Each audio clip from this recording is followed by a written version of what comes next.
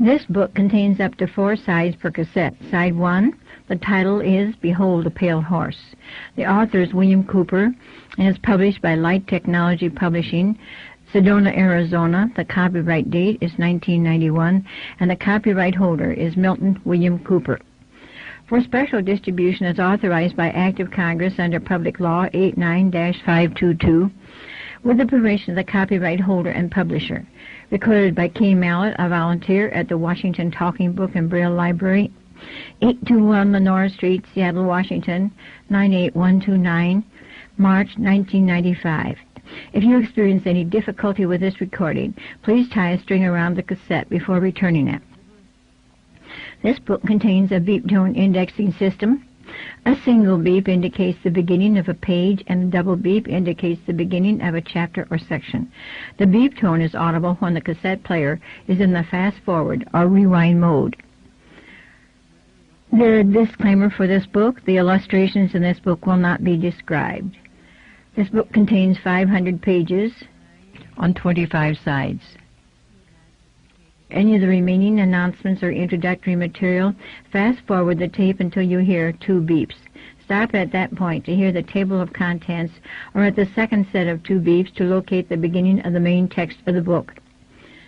From the book jacket, Bill Cooper, former United States Naval Intelligence Briefing Team member, reveals the information that remains hidden from the public eye. This information has been kept in top-secret government files since the 1940s.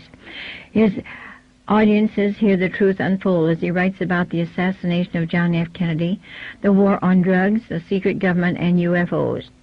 Bill is a lucid, rational, and powerful speaker whose intent is to inform and to empower his audience.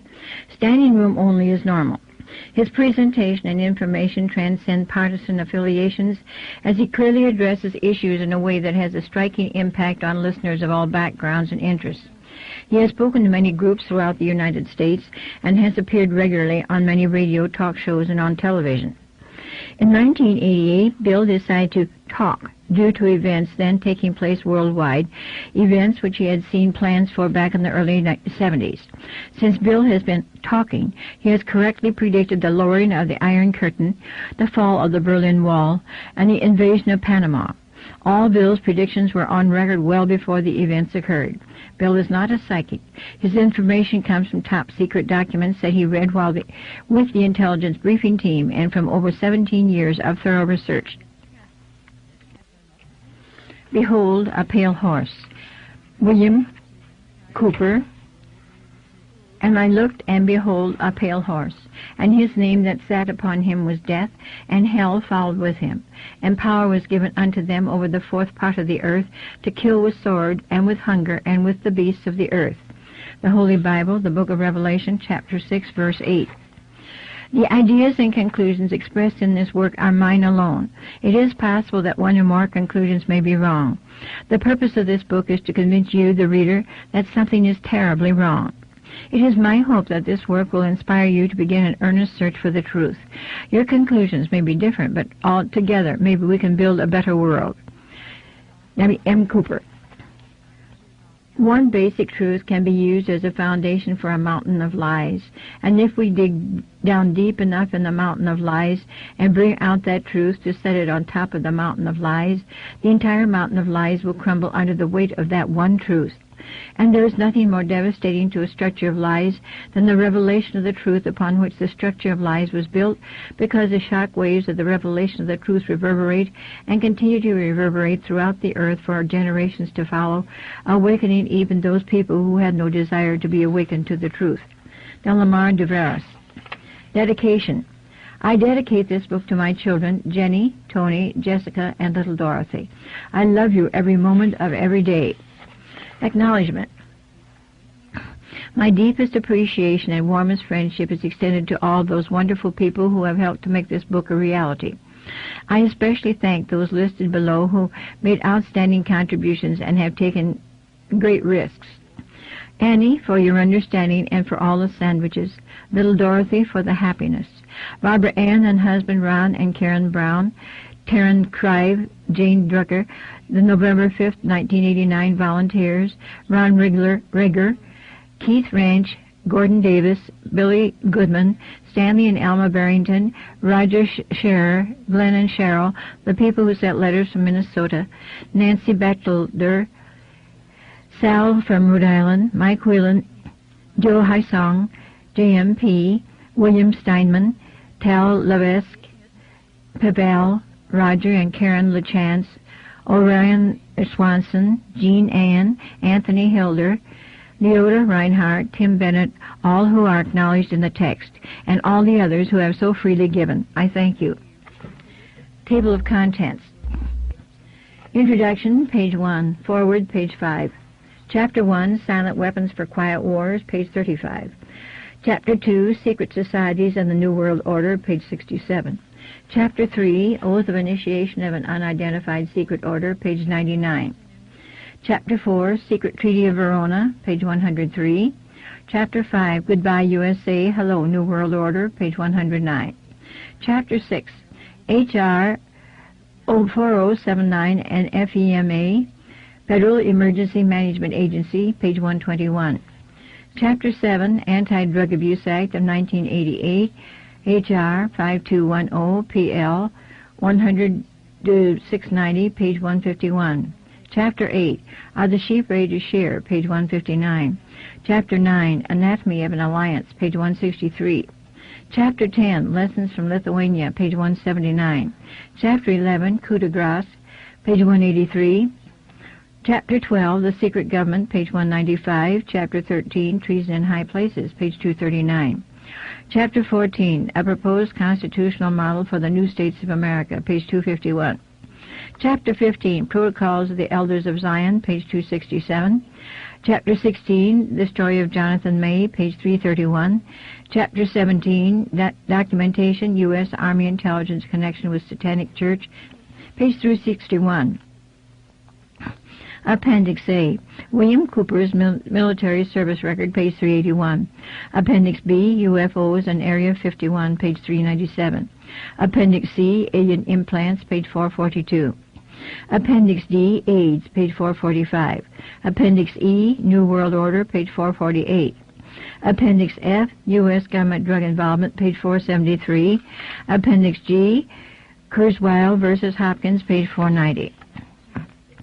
Introduction. Some time ago, I had the opportunity to meet William Cooper and his wife Annie. It was part of my job to verify whether this man did indeed speak the truth or was just another person seeking fame and fortune.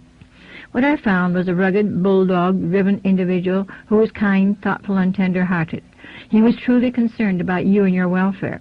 Bill knew that people were badly informed by a society which spoon-feeds you deception until there is no distinction between fiction and reality. He sees what many others see happening, and he is not afraid to do something about it. There are many who do not want you to know what Bill has to say. They have tried many times to stop him from saying it. The scars on his face and the loss of his leg are his badges of sincerity on your behalf. No one becomes popular by telling people the truth. History records what happened to the true prophets of the past. However, some have listened to their warnings and were not caught off guard. Others have put their heads in the sand and refused to listen. Bill has it together and has put it together for you so you can also be one of the informed of the world. A well-informed person can make the right decision. William Cooper has my vote of approval because I cared enough to find out who the man is. Now is your opportunity. Barbara Ann. There have been many related sequential coincidences all throughout my life, incidents that by themselves would have led nowhere. Statistically, the odds against the same or a related sequence of events happening to one individual are astronomically high. It is this series of incidents that have convinced me that God has had a hand in my life. I do not believe in fate. I do not believe in accidents. I cannot and will not accept the theory that long sequences of unrelated accidents determine world events. It is inconceivable that those with power and wealth would not band together with a common bond, a common interest, and a long-range plan to decide and direct the future of the world. For those with the resources to do otherwise would be totally irresponsible.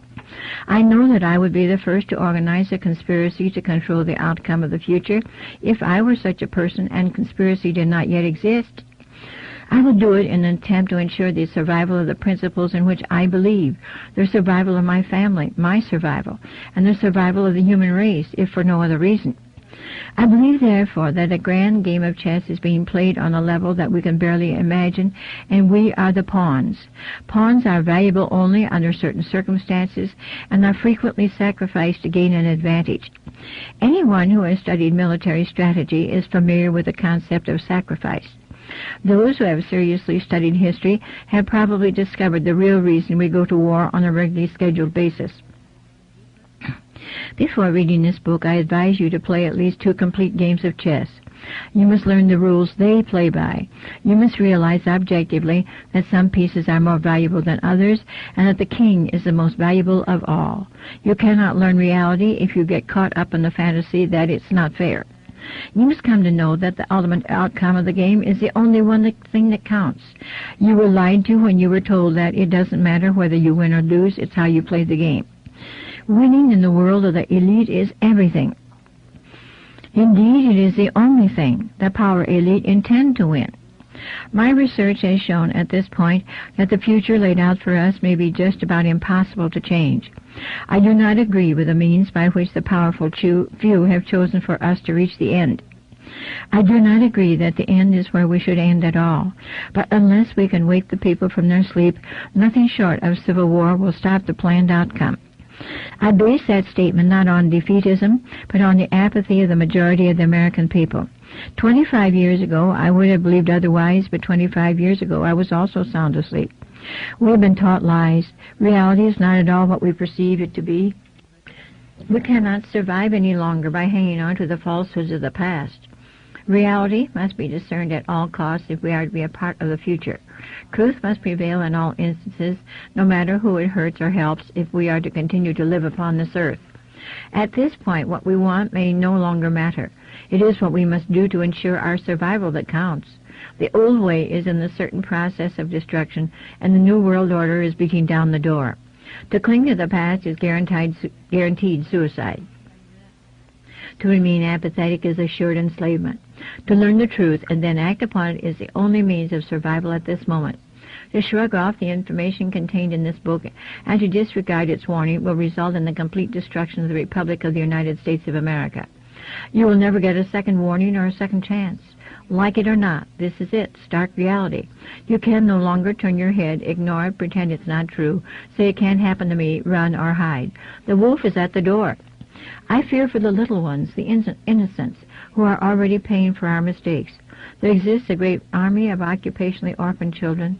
They are attending government-controlled daycare centers, and latchkey kids who are running wild in the streets, and the lopsided, emotionally wounded children of single welfare mothers born only for the sake of more money in the monthly check. Open your eyes and look at them, for they are the future. In them I see the sure and certain destruction of this once proud nation. In their vacant eyes I see the death of freedom. They carry with them a great emptiness, and someone will surely pay a great price for their suffering. If we do not act in concert with each other and ensure that the future becomes what we need it to be, then we will surely deserve whatever fate awaits us. I believe with all my heart that God put me in places and positions throughout my life so that I would be able to deliver this warning to His people. I pray that I have been worthy and that I have done my job. This is my creed. I believe first in God, the same God in which my ancestors believed. I believe in Jesus Christ and that He is my Savior.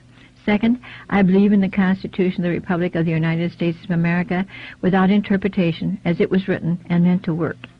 I have given my sacred oath to protect and defend the Constitution of the United States of America against all enemies, foreign and domestic. I intend to fulfill that oath. Third, I believe in the family unit, and in particular my family unit. I have sworn that I will give my life, if it is required, in defense of God, the Constitution, or my family.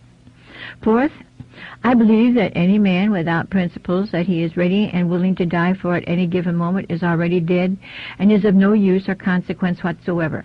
William Cooper, August 3, 1990, Cape Verde, Arizona. Forward. Here's a picture of William Cooper and his daughter, Dorothy. The one thing that I find most difficult to write about is to write about myself.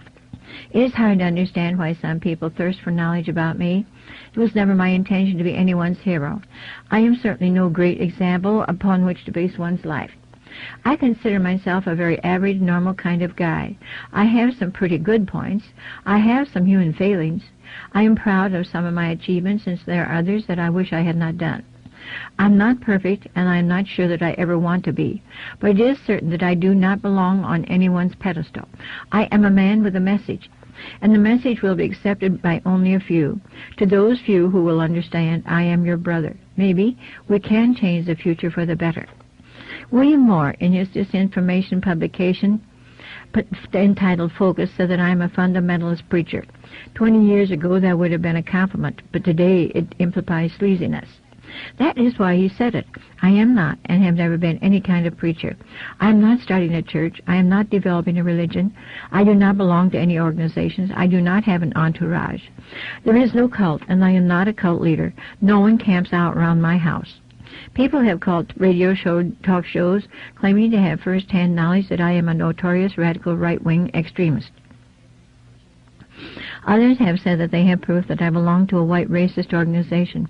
Someone said that they found my name on a list of Communist Party members. A man in Los Angeles, always the same voice, calls when I am on radio claiming that I am an alcoholic. The truth is, most of my close friends and acquaintances consider themselves to be liberal Democrats. My only political stance is constitutional. My wife is Chinese. That rules out the racist propaganda. I fought the communists in Vietnam. I will fight them again, if necessary, but only on United States soil. I used to drink a lot of alcohol in my younger days. As I became older, the booze dwindled to a trickle. Now I do not drink much at all. Most of my friends have never seen me take a drink. Annie and I are fond of using wine in our cooking. The lies, no doubt, will continue. For the purpose of keeping everything in perspective, let's all understand that attempts to assassinate my character will continue, and in all probability will become worse. Rather than let that get in the way, I want you to believe everything bad that you ever heard about me. See if that changes anything that I've been trying to tell you. See if it negates any of the proof. I believe that is the easiest way to handle those attacks. You who are sincerely interested in knowing will seek out me, or those who are intimately close to me. Those who do are the only ones who will ever really know who and what I am. My ancestors came from England, Scotland, and Ireland. I had relatives who fought on both sides in the Civil War, and some who fought in the Indian Wars. One of my ancestors was a horse thief in Texas. I don't know for sure, but I think he got hung for it. When I was a little boy, I heard whispers that there was some Cherokee blood in the family. Every time I asked about it, I was told to shut up. I could never figure out why everyone was afraid to talk about the Indian blood. I thought, and still think, that it is something of which to be proud. I have since discovered that the old folks in my family, like the old folks in almost every family, thought there was some stigma attached to being part Indian. In the old days on the American frontier, people lived by hard rules. If you weren't accepted by your neighbors, you were more than likely to end up dead. My paternal grandmother's family, named Vance, traveled to Texas in a covered wagon and were some of the first settlers in the area of Odessa. My great-grandfather Vance was a real cowboy who eventually became one of the first oil field workers. My great-grandmother Vance told me that one of their first homes was a dugout on the prairie. My great-aunt sister owned a photo of her father, my great-grandfather Vance, standing in front of a saloon beside his friend. Both men had 6 guns stuck in their belts. When she was about 84 or so, she told me that my great-grandfather Vance had gone off to do some work for a rancher. It was during a particularly nasty Indian uprising. My great-grandfather was a newly married young woman at the time. She rose early one morning and saw smoke rising from the direction of one of her neighbors. Soon a war party of 5 young braves rode up to her dugout. She told me that she was scared to death, but she knew if she showed it, they would kill her for sure. The Indians were hungry. Great-grandmother Vance made them get down off their ponies, dragged them inside, and fed them. They didn't harm her. After filling their stomachs, they rode off in the direction where she saw smoke rising later that afternoon. She said that she learned later that she was the only one in the area that had not been burned out or killed. She was a very brave woman. Great-grandma Vance died in a car accident just a short time after telling me that story. I thought it was a very strange way for her to die. She went from covered wagons to Fords and Boeing 707s. Grandma Vance saw just about everything that ever was important in this world happen in her lifetime. My paternal grandfather's family also rode across the country in a covered wagon. They strayed a little north, however, and ended up in the Indian Territory, now known as Oklahoma. They were on the front line during the Oklahoma land rush and succeeded in staking out 320 acres on Big Bear Creek near what would eventually become Enid. A little town sprang up not too far away called Garber. They raised a lot of kids. I remember my great-grandmother cooking the biggest breakfast I had ever seen. We slept in real feather beds that swallowed us up. We ran to the outhouse in the middle of the night because we were embarrassed to use a chamber pot that great-grandma kept handy under every bed. In the morning, everyone would crowd around the wood stove in the kitchen or coal stove in the parlor trying to get warm. My dad had given me a .22 rifle for Christmas, and great-grandma's farm was the first place that I ever went hunting. I got up before the sun one morning, tiptoed downstairs, and headed out for the creek. About 2 hours later, I saw my chance and shot a quail sitting up in a tree. I strutted proudly to the farmhouse, holding that quail up for all to see. Luckily, the farmhand saw me first. He burst out laughing and asked me what I thought I was doing with that sparrow. I ran off and buried that bird and never said a word to anyone. I learned later that quails don't sit in trees. For those who may think this to be a terrible thing, I must tell you that every boy in those days was given a rifle and taught to hunt. During hunting season, many a family managed to put aside some extra money because the boys brought home meat from the hunt. That money saved was sorely needed. It was considered a duty for a citizen to own a gun in order to carry out the intent of the Second Amendment to the Constitution.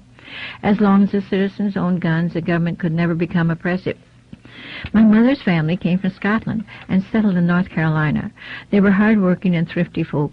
Most of them were poor. I never knew much more about my mother's family. I don't even remember anyone talking much about them. I know that my grandmother, Nellie Woodside, was forced to give up some of her children when her husband died. There was not enough money to feed all of the kids. My mother was one of those chosen to live in the children's home until things got better. No one ever talked about my mother's father. When I asked about my grandfather, I was told, "Red was no good, and you just mind your own business." I got the feeling that nobody liked him. He died before I entered this world. I was born May 6, 1943. I was reared in a military family. My father is USAF Lieutenant Colonel retired Milton F. V. Cooper. He prefers to be called Jack, the nickname given to him by the family when he was a boy. Dad began his Air Force career as a young cadet flying biplanes and retired as a command pilot with thousands of hours to his credit. I have a picture of him standing in front of an old biplane in his leather jacket and his cap with the ear flaps just like Snoopy Warriors. I can remember the pilots gathered around the kitchen table talking about the planes and telling stories. Sometimes they discussed strange things called Foo Fighters or UFOs. When we were lucky, they got out the projector and showed Kodachrome slides. That was a special treat. By the time I was 8 years old, I think I'd already seen and been inside every plane the Air Force, which used to be the Army Air Force, had ever owned. I had flown in several. I had seen many of them crash and had friends who had lost their fathers. I remember one night in the Azores at Legis Field. We were at the base theater watching a movie when the projector ground to a stop, the lights came on, and a plea was made for blood donors. We knew there had been a disaster. Everyone went outside and looked down the hill at the flight line. It was literally consumed in flames. We could see men on fire running through the night. A B-29 had crashed. I forget if it had been taking off or landing, but I will never forget the scene that was spread before me on that night. No one went back to the movie, even though we had only seen half. I was 9 years old, but felt much older. I had seen many crashes, and I would see many more in the years to come, but I never saw anything that could ever compare to the wreckage, the fire, the devastation, or the loss of life caused by the crash of that B-29. We left the Azores a year later.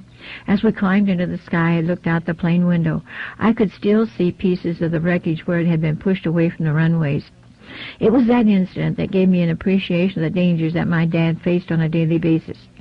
I knew then how lucky we were to see him walk in the door. Aviation wasn't safe in those days, especially for military pilots. We all knew families that had lost someone in a crash. I didn't always love my father. He was a strict disciplinarian. My dad didn't believe in spare the rod, and his belt was put to use frequently in our family. I was a very sensitive but willful child. Rules didn't mean much to me until I got caught breaking them. Many times I was the focus of his anger. Like most kids, I didn't understand. I thought he was a tyrant. Now I appreciate his upbringing. I know, beyond a shadow of a doubt, that without his strict discipline, we most probably would have turned out bad. Now, I love my dad. He is my friend. He is an independent, gregarious, feisty, tough, confident, adventurous, sometimes overbearing, handsome, big bear of a man. My mother told me that she fell in love with him because he looks like John Wayne, and he does. I have watched him progress from one who disdained any public show of affection to a man who is just as likely to hug you as shake your hand. On the other side, he has at times made me so angry that I could have punched him in the mouth, but I never have. It's damn hard for anyone not to like him. He's always up to some mischief, and I can guarantee you that no one is ever bored around my father. My mother is a real Southern lady. They used to call her kind of Southern Belle. She's one of the last of a dying breed. Debbie Nell Woodside Cooper is the type of woman that men like to dream about when they're lonely. She's the kindest, gentlest woman that I have ever known. I do not make that statement just because she is my mother. It's true. She was beautiful as a young woman, and she is beautiful now. My mother is one of those people who, once she likes you, can't be driven away. She is loyal to a fault. I have seen her during the good and during the bad times. She never flinched, no matter what. It always surprised me that she could be so tough and yet so kind, gentle, and loving all at the same time. Woe to anyone who ever harms my dad or one of her children in her presence. She's the best cook who ever stepped foot in any kitchen that was ever built. I love my mother probably more than anyone else in this world. I have a brother, Ronnie, and a sister, Connie. They are fraternal twins, 2 years younger than me. We were closer than most siblings when we were children because we spent so much of our life in foreign countries where oftentimes we found ourselves unable to communicate except with each other. We had school friends. The school was often many miles from where we lived. We had few toys. Most of them were things that Mother gave us, such as spools, cigar boxes, string, or anything else that we could find to keep us occupied. Every Christmas was a delight because we always got some real toys. Ronnie and I had a propensity to see how things worked, however, so they never lasted long. Everything we wore, including shoes, was ordered from the Sears catalog. It was a wish book, and we never tired of looking through it. We alternately loved each other and hated each other, fought each other, and defended each other, as I guess all kids do. Ronnie, his wife Susie, and their daughter Jennifer live in Garber, Oklahoma, where Ron sells John Deere farm equipment. Ron and Susie built their house with their own hands. As far as I know, they intend to live in that house until they die. Ronnie served as an officer in the Army. In Vietnam, he earned the Silver Star. We haven't seen each other since 1976, after he came to visit me in the hospital after I lost my leg. Nevertheless, I love him, and I miss him a lot.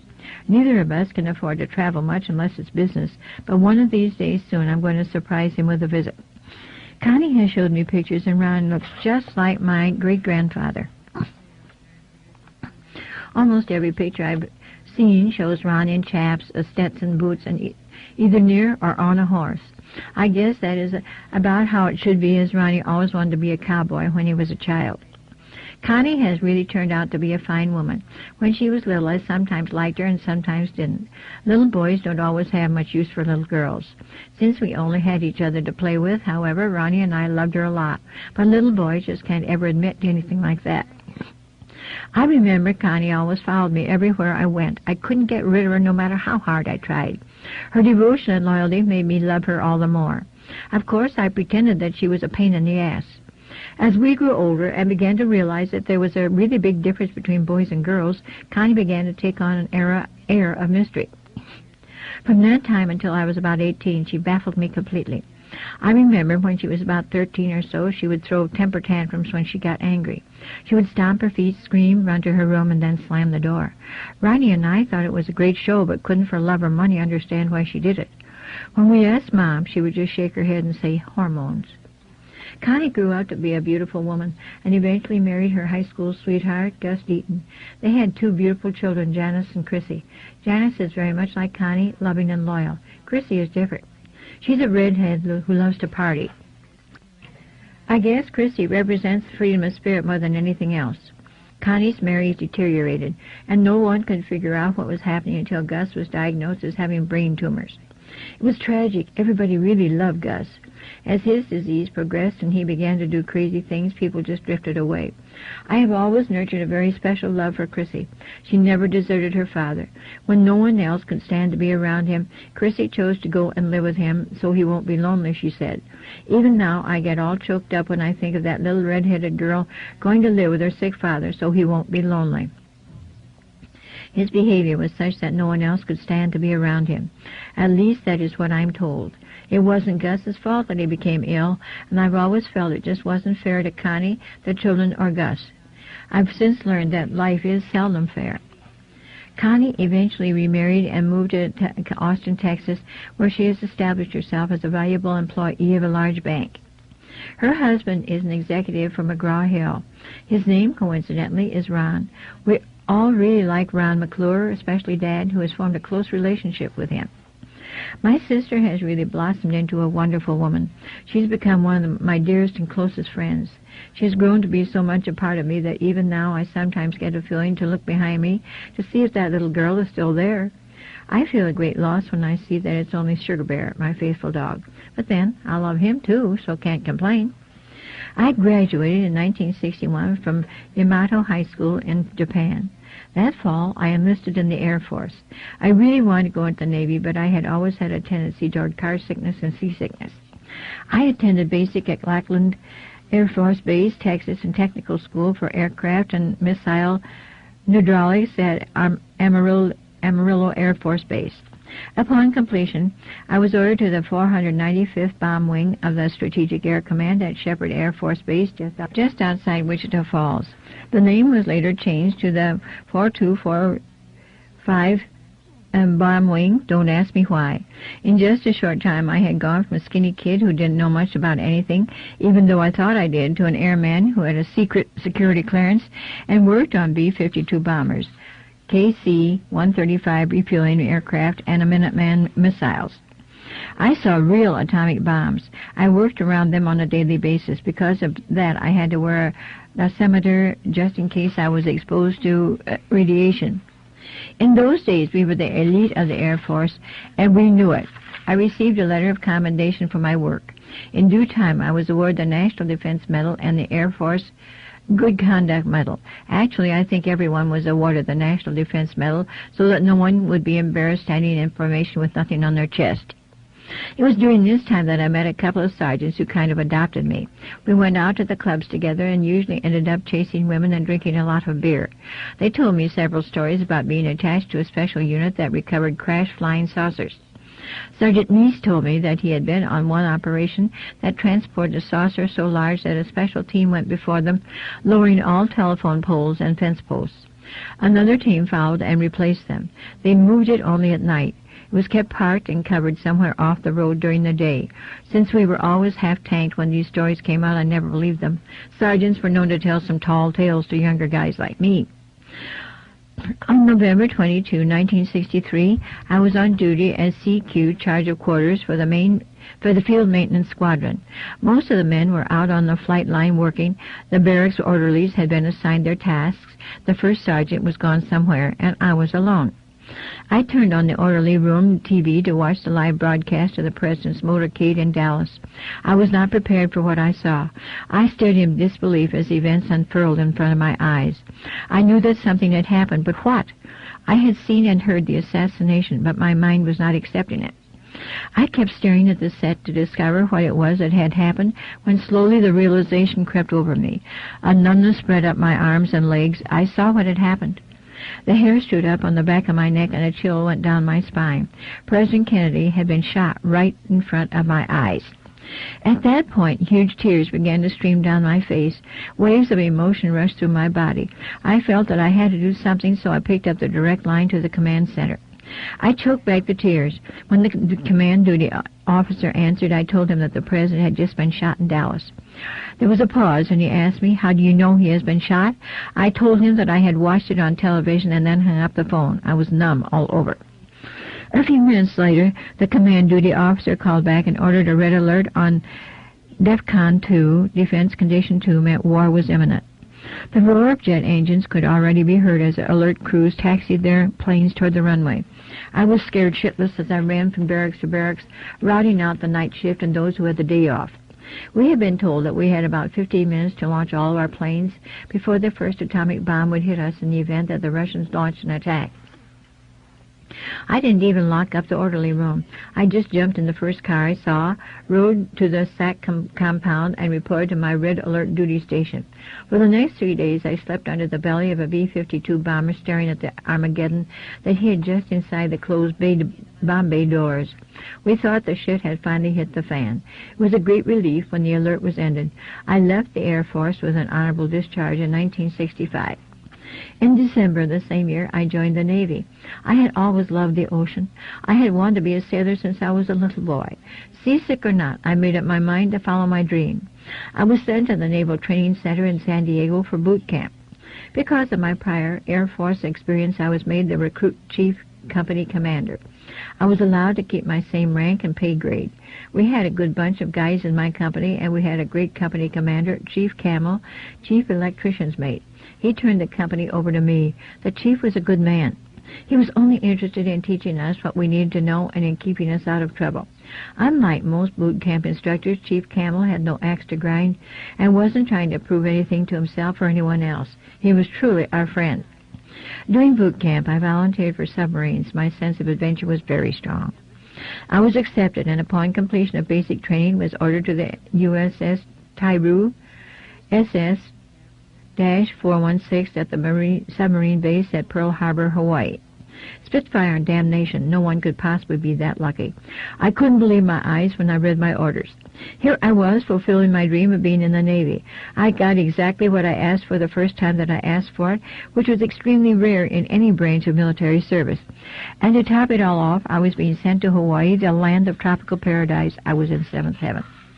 I landed in Hawaii with no time to play and took a cab directly to the sub-base. My submarine was nowhere to be found. I kept asking people until I found someone who told me that my subs are called boats in the Navy. It was not at the sub-base, but in dry dock in the Pearl Harbor Naval Shipyard. I hailed another cab. The cab driver dropped me off at the head of a pier that looked like it had never been cleaned up after the Japanese bombed Pearl Harbor. It was covered with what appeared to be hoses, huge electrical cables, rusted metal of every conceivable size and shape that you can imagine. The air was rank with the smell of diesel, welding fumes, paint, and steel. If there is a hell on earth, I thought this had to be it. I walked up the pier, over to the edge, and looked down into the dry dock. There, stripped of all dignity, lying naked and cut cleanly in half, was my boat, the USS Tyru. Men were scrambling all over it. They looked like ants swarming over a dead grasshopper. Brilliant flashes of light brighter than the sun drove sparks high into the air and then down in a beautiful flow to the bottom of the dock. I couldn't believe my eyes. Someone actually expected me to go out to sea, then underwater, in what appeared to me be a motley collection of cut-up rusty metal, scavenged from some satanic junkyard, stuck together by demons with welding torches. My luck had just run out. I reported to the barracks barge moored in the water on the other side of the pier and was given a hammock for when I had the duty. Then I was sent to the sub-base barracks where I was assigned a rack and a locker. I wanted to go into Honolulu but quickly discovered non-quals did not rate liberty. It was getting worse. The next months were spent sanding, painting, lifting, and learning the boat. The men of the crew, except for the chief cook, were great. The chief cook was drunk every minute of the day and night. He didn't like me, so I didn't get much to eat. His dislike stemmed from my first morning when I walked into the galley and watched as the other crew members ordered their breakfast. When there was an opening, I stepped up and asked for eggs over easy. That's when the chief hit the overhead and vowed that I would never eat a meal in his mess deck. He wasn't kidding either. The only time after that morning that I got anything to eat out of that galley was when the chief cook was ashore. To this day, I still don't know what I did wrong. I could have gone to the captain, but if I had done that, I might as well put in for a transfer at the same time. It wasn't long, though, before I was able to locate where he hid his booze. I made his life miserable from that moment on. I won't tell you what I laced his vodka with, but it wasn't anything you'd ever want to drink, believe me. I kept that chief so sick that he was transferred off the boat for medical reasons. I didn't want to hurt him, but it was either get rid of him or starve to death. I made up my mind that chief or no chief, I wasn't going to sea on a boat that wouldn't feed me. I didn't relish going to sea with a drunk chief in charge of closing the main inductive valve when the boat made a dive. When the submarine goes underwater, certain valves must be closed, or the boat will be filled with flood water, and everyone will drown. The main induction is the most important of those valves. It was the cook's duty to close it because the valve was in the galley on board the USS Tyrol. I made 2 other especially close friends while on the Tyrol, a black seaman named Lincoln Loving and an American Indian seaman we called Geronimo. The 3 of us were inseparable. Lincoln was the best man at my first marriage. Of the 3, Geronimo was the most experienced seaman, so he taught Lincoln and me. He knew everything there was to know about the rope, boat, paint, and a whole lot of other things that a man had to know to survive in the Navy. I knew the most about getting along in the military, so I taught Geronimo and Lincoln. Lincoln knew every really good spot on the island where we could have a good time, so he led the Liberty Party. 3 things really stand out in my mind about the time that I spent on the Tyrol. The first was an incident that occurred during a test dive while we were creeping along at about 3 or 4 knots at a depth of 600 feet off the coast of Oahu. Lincoln and I had just been relieved from watch and were in the after battery talking when we were knocked off our feet. We heard a loud clang forward and felt the boat lunge to port. Then we heard a sound that made our blood run cold. I could literally feel the blood drain from my face as I listened to whatever it was that we hit scrape along the starboard side of the hull. Lincoln and I froze. We held our breath as metal screeched upon metal. I thought it would never end. No one moved anywhere. Finally, after what seemed a lifetime, the boat lurched and the noise disappeared aft. If it had pierced the hull, none of us would be alive today. We never found out what it was. When we returned to Pearl, divers went down to have a look.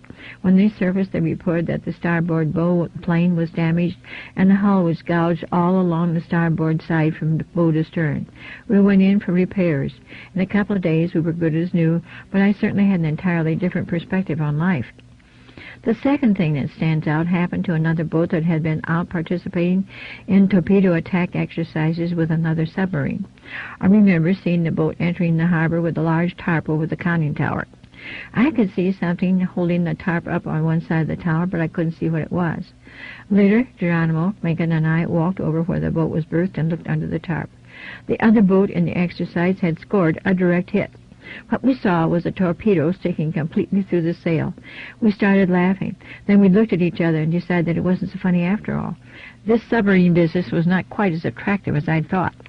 Number 3 happened during a transit between Portland-Seattle area and Pearl Harbor. I was the port lookout during that afternoon watch, 1200 to 16 hours. Geronimo was on the starboard lookout. Ensign Ball was the OOD, officer of the deck. We were doing 10 knots on the surface, and the 3 of us were on the bridge in the conning tower. It was a bright day, but the sun was obscured by a low layer of clouds. It was cool. We had a bit of fun when someone below requested permission to put a man on deck forward to get something that was needed from the waterproof deck locker. The locker was under the deck plate all the way up on the bow near the forward torpedo room escape trunk. Geronimo and I laughed when Ensign Ball gave his approval. He really shouldn't have, because we were running a pressure wave over the bow. When we saw who it was that they had sent on deck, we roared with laughter. We looked down over the side of the sail at the deck-level door just as it popped open, and Seaman Lincoln Loving stuck his head out. He didn't look happy. Lincoln reached down and put the runner in the safety track on the deck, fastened the safety belt around his waist, and grabbing the handrail, stepped out on deck. He looked up at us with that "don't you laugh at me" look that he did so well. It took him a few minutes to get up the nerve to let go of the handrail and begin to make his way forward against the wind and the pitching deck. Gingerly he crept forward until he was just at the point where the pressure wave was rolling off the deck when the boat heaved free of the water on its cyclical upswing. I could see that Lincoln was trying to time a run forward when the bow was out of the water. He made a couple of false starts, then ran slipping on the wet deck, disappearing into the access hole for the forward torpedo room escape hatch. The bow plunged underwater, and I found myself sucking air as I imagined the cold salt water swirling around me. It wasn't me, though. It was Lincoln. I gripped the top of the sail as I waited for the bow to swing up, hoping that Lincoln wouldn't panic. What we saw next could have been a clip from one of those old Keystone Movies cops. Lincoln was flailing water so hard that it looked like he had 40 arms and 40 legs. It was only then that I realized that Lincoln had joined the Navy, but he didn't know how to swim. When he finally gathered a foothold, the half-drowned seaman exploded up out of that hole like a Polaris missile and ran back to the conning tower just as fast as his wet leather soles would carry him. Ensign Ball, Geronimo, and I laughed for a good 10 minutes. In fact, every time we saw Lincoln for the next 2 days, we would burst out laughing. Lincoln didn't think it was funny and didn't miss a chance to slug us every time we laughed. Lincoln went below. Geronimo and I began the unending task of sweeping the horizon from bow to stern, then the sky from horizon to zenith, and then back to the horizon from bow to stern. Again and again, and then a pause to rest our eyes and chat for a few minutes. I asked Ensign Ball to call for some hot coffee. As he bent over the 1MC, I turned, raising my binoculars to my eyes, just in time to see a huge disk rise from beneath the ocean, water streaming from the air around it, tumble lazily on its axis, and disappear into the clouds. My heart beat wildly. I tried to talk but couldn't. Then I changed my mind and decided that I didn't want to say that anyway. I had seen a flying saucer the size of an aircraft carrier come right out of the ocean and fly into the clouds. I looked around quickly to see if anyone else had seen it. Ensign Ball was still bending over the IM-1MC. He was ordering coffee. Geronimo was looking down the starboard side aft. I was torn between my duty to report what I had seen and the knowledge that if I did, no one would believe me. As I looked out over the ocean, I saw only sky, clouds, and water. It was as if nothing had happened. I almost thought I had dreamed it. Ensign Ball straightened, turned toward Geronimo, and said the coffee was on the way up. I looked back toward the spot about 15 degrees relative off the port bow and about 2.5 nautical miles distant. Nothing, not even a hint of what had happened. Ensign Ball, I said, I thought I saw something about 15 degrees relative off the bow, but I lost it. Can you help me look over that area? Ensign Ball turned, raising his glasses to eye level. I didn't know it at the time, but Geronimo had heard me and turned to look. He was happy that something had broken the monotony. I was just lifting the binoculars off my chest when I saw it. The giant saucer shape plunged out of the clouds, tumbled, and pushing the water before it, opened up a hole in the ocean and disappeared from view. It was incredible. This time I had seen it with my naked eyes. This is the end of Side 1. To continue, turn the cassette over.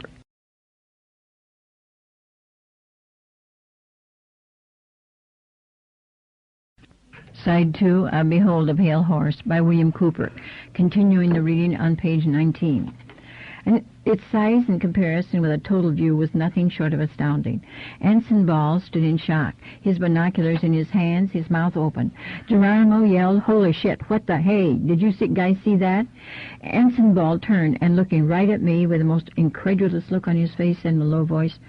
This had to happen on my watch. He turned quickly, pressing the override on the IM-1MC, and yelled, "Captain, to the bridge! Captain, to the bridge!" As an afterthought, he pressed the switch again and yelled, "Somebody get a camera up here!" The captain surged up the ladder with the quartermaster on his heels.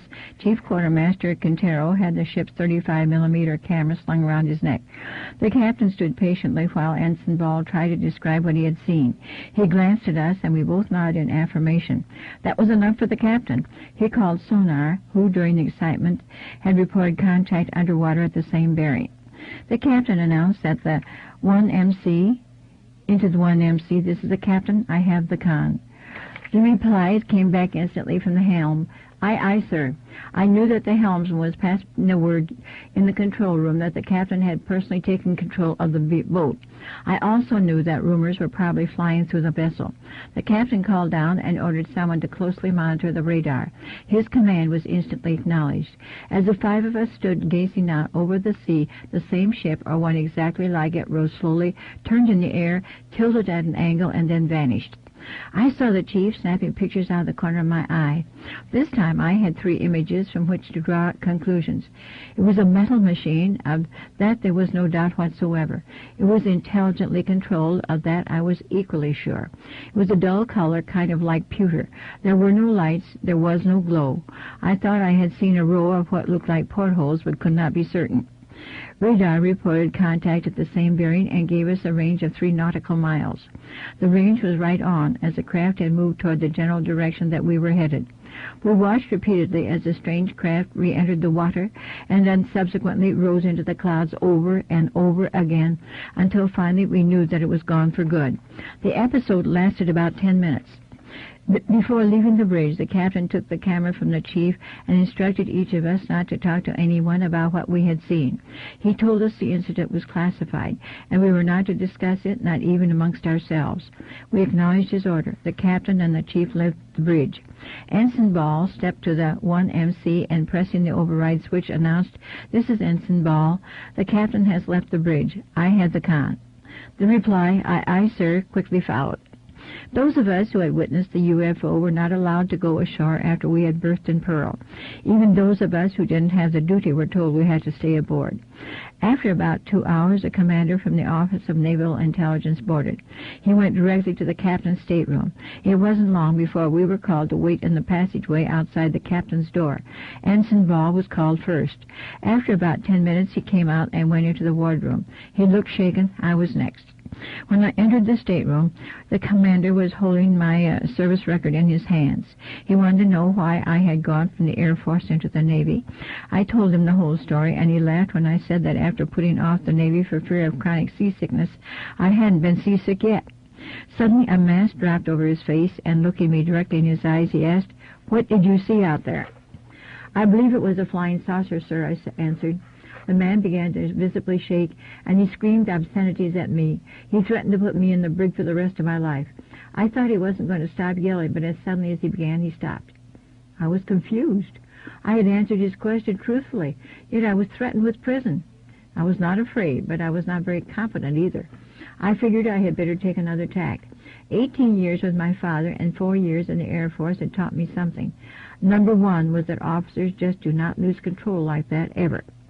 Number 2 was that if my answer had elicited that explosion, then the next thing out of my mouth had better be something entirely different.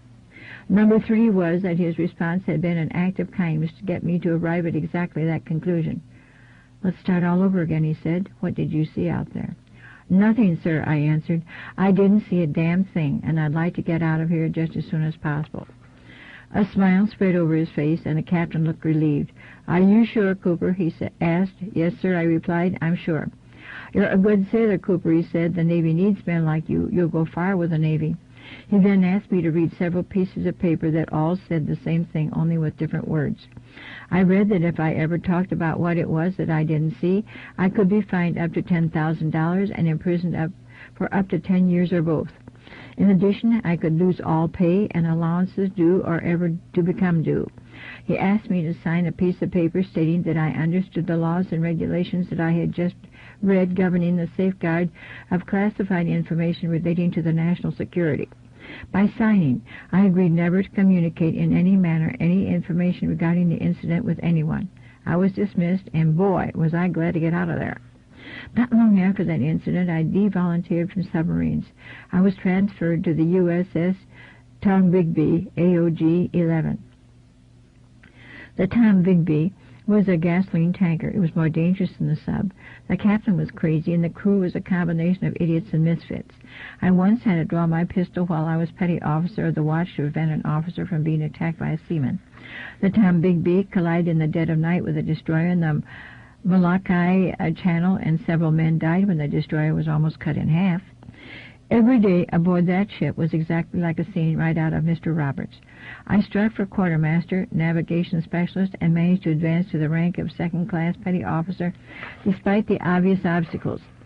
I made 2 Westpac tours aboard the Tombigbee. They include a total of 12 months off the coast of Vietnam. We came under machine gun fire while anchored off Chu Lai. We had to do an emergency breakaway and leave the harbor. All we needed was one tracer round in one of the tanks, and kaboom, it would have been all over. The Viet Cong gunner probably got busted because the stupid jerk missed the whole damn ship. How can you miss a whole ship? The only other time I felt threatened was when we went up to a small outpost at the DMZ called Kua Viet. It was a vision right out of hell. Kua Viet sat on the southern bank at the river mouth of the Thach Han River. We rode at anchor and pumped fuel ashore through a bottom ley line. Every night we could see the tracers from firefights raging up and down the river and along the DMZ. It was a real hot spot. Every once in a while, Viet Cong or NVA rockets would slam into the camp. We would perform an emergency breakaway and put to sea until the all clear was sounded. Everything was cool until our wacko captain decided we were going into the river mouth. Did I ever try to put a pencil to the eye of a needle? That's about comparable to what we did. I'll never know how we got that big ship through the narrow mouth of that river with no navigational references whatsoever. We dropped anchor mid-channel, and the captain backed the ship right up to the beach and dropped the stern anchor into the sand. There we sat, a great big target full of gasoline. We were helpless in the mouth of a narrow river, with 3 anchors out, right in the middle of one of the hottest combat zones in Vietnam. That night, several men in the crew wrote letters to the Chief of Naval Operations requesting an immediate transfer. No one slept. I don't know why the enemy didn't send the rockets, but they didn't. I knew then that God must keep a special watch over fools. The next day we set out to sea and started for Pearl. The captain was relieved for incompetence later that year. Then I was transferred to school. I didn't know what school I had drawn. It turned out to be the Naval Security and Intelligence School for Internal Security Specialists, NEC 9545. The general training prepared me to set up security perimeters, secure installations and buildings, and safeguard classified information. My training included special weapons, booby trap identification and disarming, the detection of bugs, phone taps, transmitters, and many other subjects. I was specifically trained to prepare and conduct Pacific Area intelligence briefings. From the day I reported to school in 1968 until I left the Navy, I worked off and on for naval security and intelligence. Upon graduating, I was transferred to Vietnam. I had volunteered over a year before because I figured that my chances were better in the war than they were on that screwed-up gasoline tanker. This was the first good news I'd had since leaving boot camp. I really wanted to fight for my country. I wasn't to find out what a great real fool I was until a few years later. I landed at Da Nang and was bused to Camp Carter, the headquarters for Naval Security and Intelligence in I Corps. I was interviewed by Captain Carter, the commanding officer. The names turned out to be a coincidence. Captain Carter asked me if I thought I would make a good patrol boat captain. I told him that I would. What else could I tell him?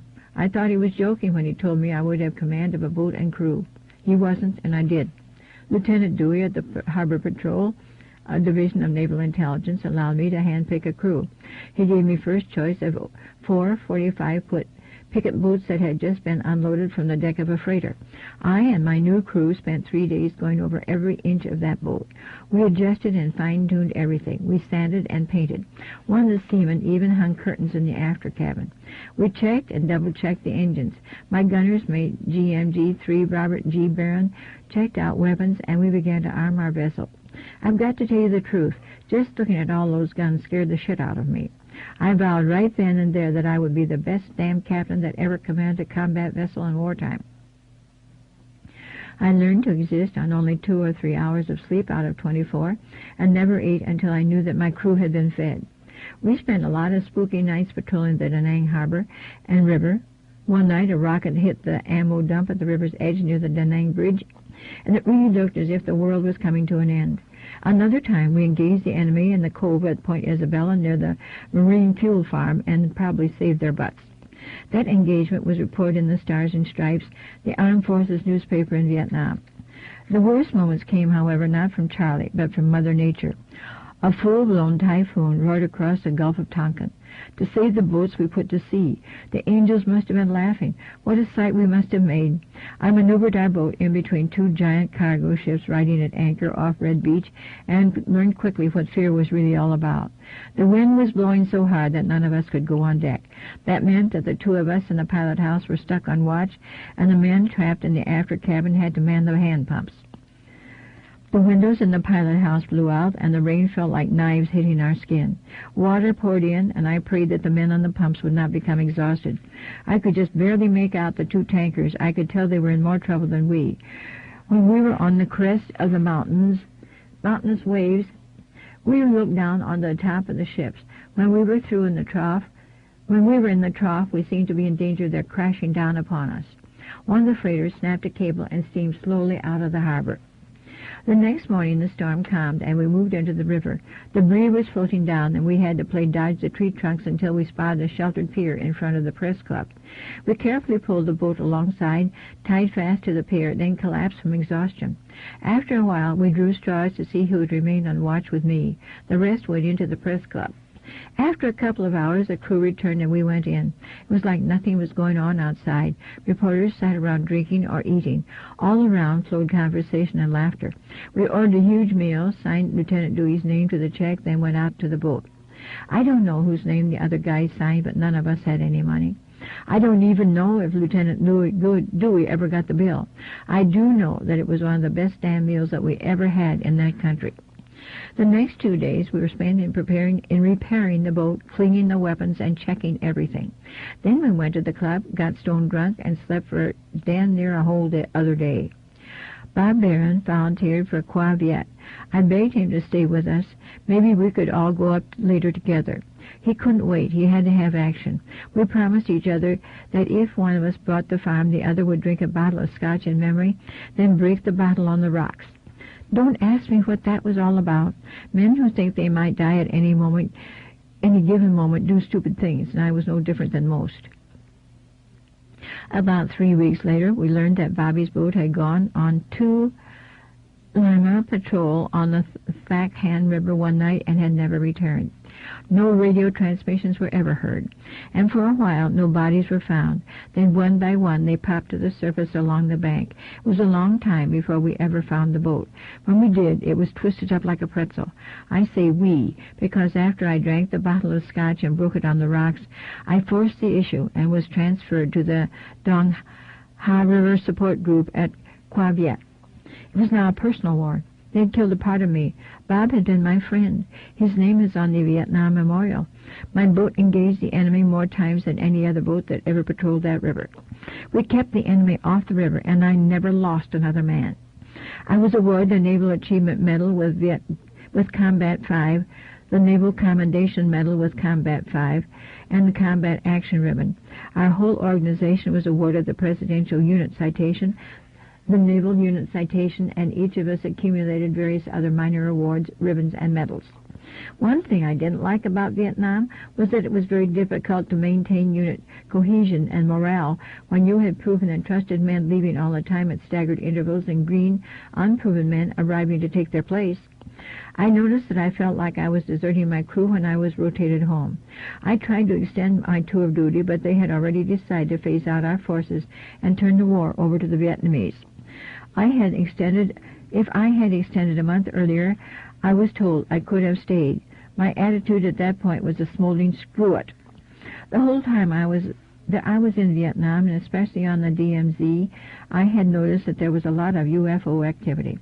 We had individual 24-hour crypto code sheets that we used to encode messages, but because of the danger that one of them could be captured at any time, we used special code words for sensitive information. UFOs, I was told, were definitely sensitive information. I learned exactly how sensitive when all the people of an entire village disappeared after UFOs were seen hovering above their huts. I learned that both sides had fired upon the UFOs, and they had blasted back with a mysterious blue light. Rumors floated around that UFOs had kidnapped and mutilated 2 Army soldiers, then dropped them in the bush. No one knew how much of this was true, but the fact that the rumors persisted made me tend to think there was at least some truth in them. I found out later that most of those rumors were true. I eventually found myself back in Hawaii. This time it was shore duty at the headquarters of the Commander-in-Chief of the Pacific Fleet at Makalapa, a hill above Pearl Harbor. I had carried a secret security clearance in the Air Force, and secret was required for submarines. When I checked into the Fleet Administration Unit, I was asked to fill out papers for another clearance.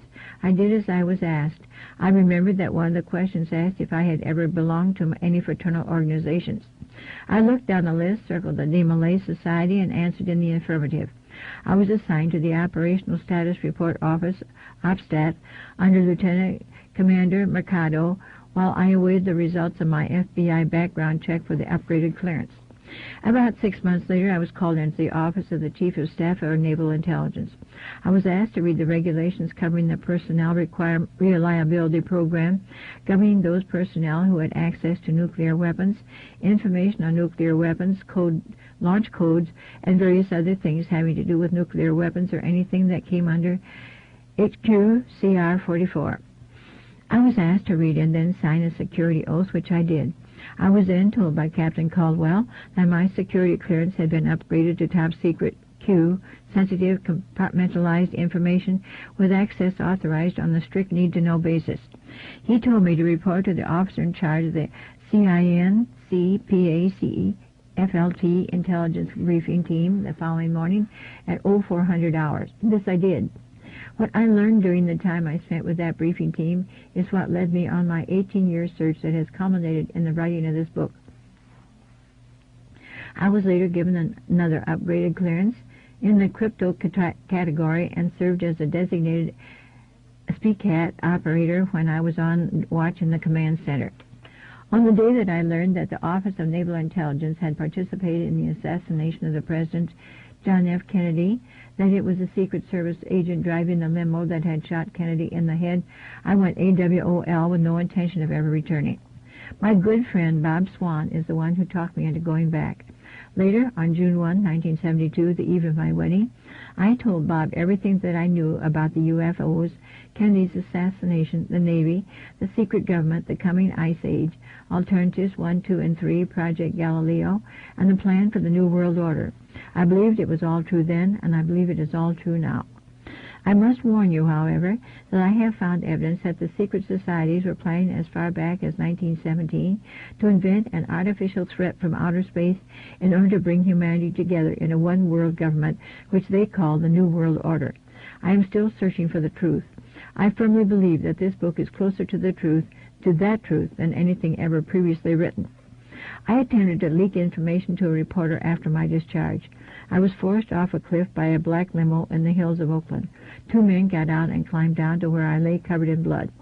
One bent down and felt for my carotid pulse. The other asked if I was dead. The nearest man said, "Nobody will be." The other replied, "Good, then we don't have to do anything else."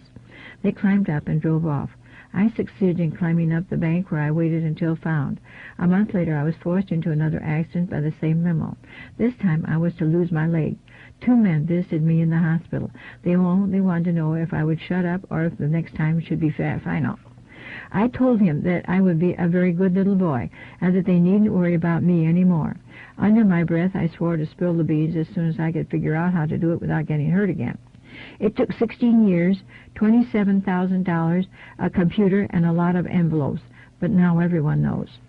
I went back to school after leaving the Navy and obtained a degree in photography, served as the chief instructor of the Coastal School of Deep Sea Diving, the head of the Mixed Gas Deep Saturation Diving Department, and the underwater photography instructor with the College of Oceaneering, admissions representative for Air Cove Technical Institute, assistant director of Adelphi Business College, executive director of Adelphi Business College, national marketing coordinator of United Education and Software, an executive director of Pacific Coast Technical Institute, and executive director of National Technical College. I also own and operated Absolute Image Gallery and Studio of Fine Art Photography. In the spring of 1988, I saw a magazine that made reference to a document discovered by the research team of Moore, Shandera, and Friedman that outlined the government's knowledge of a downed saucer, dead alien bodies, and an operation called Operation Majestic 12. I knew that Moore and Friedman were government agents and the document was a fraud. I had never heard of Shandera. I knew this because I had seen a list of agents who were to initiate a contingency plan called Majestic that would lead investigators off the track when such a need arose. I decided that it was time for me to enter the arena and expose the cover-up and disinformation. First, it was necessary to convince the known agents that I was just a kook who didn't really know anything. I prepared some bogus information, mixed it with some true information, and passed it to Moore and Friedman through Jim Spicer, the operator of a computer BBS network called Paranet. Spicer was told that the information was to go only to Moore or Friedman, Friedman, no one else was to see it. I wanted to buy time by convincing these agents to report me to their case officers as harmless, thus allowing me to get the real information out to the public. None of that information was intended to go to the public. Spicer turned out to be working with Moore, however, and posted the files on the computer networks. Spicer then went to Los Angeles, conferred with Moore for 3 days, then returned and barred me from the Paranet system. Friedman called and elicited my address, the name and address of my employer, and a lot of other personal information. I knew that I was being checked out through the intelligence network and played along. About 1 week after talking to Friedman, 2 Defense Investigative Service agents turned up at my home and confiscated all my floppy disks. The only thing that prevented them from taking my computer was the fact that it was an XT with no hard drive. I knew that my plan had worked because they didn't take me. With the help of Annie and a few very close and trusted friends, I prepared the real information as true and correct as I could remember, and together we did a mailing that all the total cost me $27,000. We sent the packages to people all over the world. That is what prevented the government from arresting me or harming me. Any move by them would be interpreted as total confirmation of everything that I had revealed. I also uploaded the information onto computer bulletin boards all across the nation. At the same time, I publicly stated that Moore, Shandera, and Friedman were government agents, as the Eisenhower briefing document is a fraud. I was attacked by everyone. They insisted that Moore, Shandera, and Friedman were above reproach. I resigned effective April 15, 1989, from the college where I was executive director after James Shandera was seen poking around the grounds. That story is included later in this book. The loss of income was a serious blow. Stan Barrington, the head of the college security department, came to our aid. Stan gave us $5,000 to help out. I was deeply moved by his faith and trust in me, and so I gave him 24% of whatever was to come out of my efforts down the line. Neither of us ever expected much, and so far we have not been wrong. I have, however, paid Stan back his money, and now whatever he earns is extra. Stan is in charge of printing information and the sale of my papers and tapes. Stan Barrington is my only authorized representative. Moore was proved to be an agent when, by his own admission on July 1, 1989, he stated that he had participated in spying on fellow researchers, had changed documents, had put out disinformation, and had helped run a scam on Paul Benowitz that had resulted in Mr. Benowitz being confined to a mental institution. Moore stated that he had been recruited by an intelligence agency, that he knew he had been recruited. He was a witting agent. No one acknowledged that I had been right. From that point on, my Annie and I were followed and harassed. Death threats began showing up on our answering machine. The phone would ring several times during the night, but no one would reply when we answered. Sometimes a man would deliver another death threat. Government cars would park in front, and well-dressed men watched the house. The strangest people began to show up at our doors, sometimes in the middle of the night. I purchased a 380 automatic for Annie, and 9mm for me. I taught Annie how to shoot, and she will not hesitate to kill anyone who attempts to harm me, her, or our little daughter. Annie and Pooh, Dorothy's nickname, are the lights in my life. Annie and I were married on July 4, 1989. Pooh was born on May 30, 1990. My most touching memory of Annie is of the time after 12 hours of labor when we were finally in the delivery room. She had taken no drugs. She had not been given a spinal tap. She did everything naturally. She was drained of energy and was experiencing great pain. She was numb. After a really hard push, she looked up at me with all the innocence and trust of a little child and asked, "Did the baby come yet?" It was very hard for me to tell her that the baby had not yet been born, but that is what I did. She seemed to waver for a moment, but only a moment, and they quickly regained her composure. I could see the love in her eyes as she looked up at me. I squeezed her hand. She took a deep breath and pushed Pooh's little head out into the world. The doctor suctioned the baby's mouth, then Annie gave her all a push that seemed to come from her very soul, and little Dorothy popped out, announcing her presence with a great cry. I am so proud of Annie. She is my hero, and Pooh is my always and forever friend. At one point, I became very upset with the intimidation. I went out to the government car at the curb. I showed the man in the car my 9mm pistol and told him that we were fed up with their intimidating tactics. I told him that if he or anyone else wanted to know something about me, they should come to the house, sit down, have a cup of coffee, and I would be happy to tell them anything that they want to know. I informed him that if any further attempt was made to harass me or my family, I would not hesitate to use my pistol. I then walked behind his car and wrote the license number down. He started the car, drove off, and we have not detected any overt signs of surveillance since that day. They did not give up on us. No one knew the location of our new house when we moved to Arizona. However, when we drove into the driveway, a government car showed up right behind us. The man got out and said he was lost and wanted to know who lived here. I asked him why he wanted to know. He said that he was a census taker. He said it was his job to ensure that no one out here in the country was left out of the census. He asked my name. I told him to get off the property and not to ever come back. He protested but left when he saw that I was serious. I merely asked Annie to get my pistol out of the car. Now, many people would say that I was paranoid in this instance until they discovered that census takers do not drive government cars. I was at the post office one morning when a county sheriff's deputy asked the clerk at the window next to the one where I was buying stamps if William Cooper had rented a box.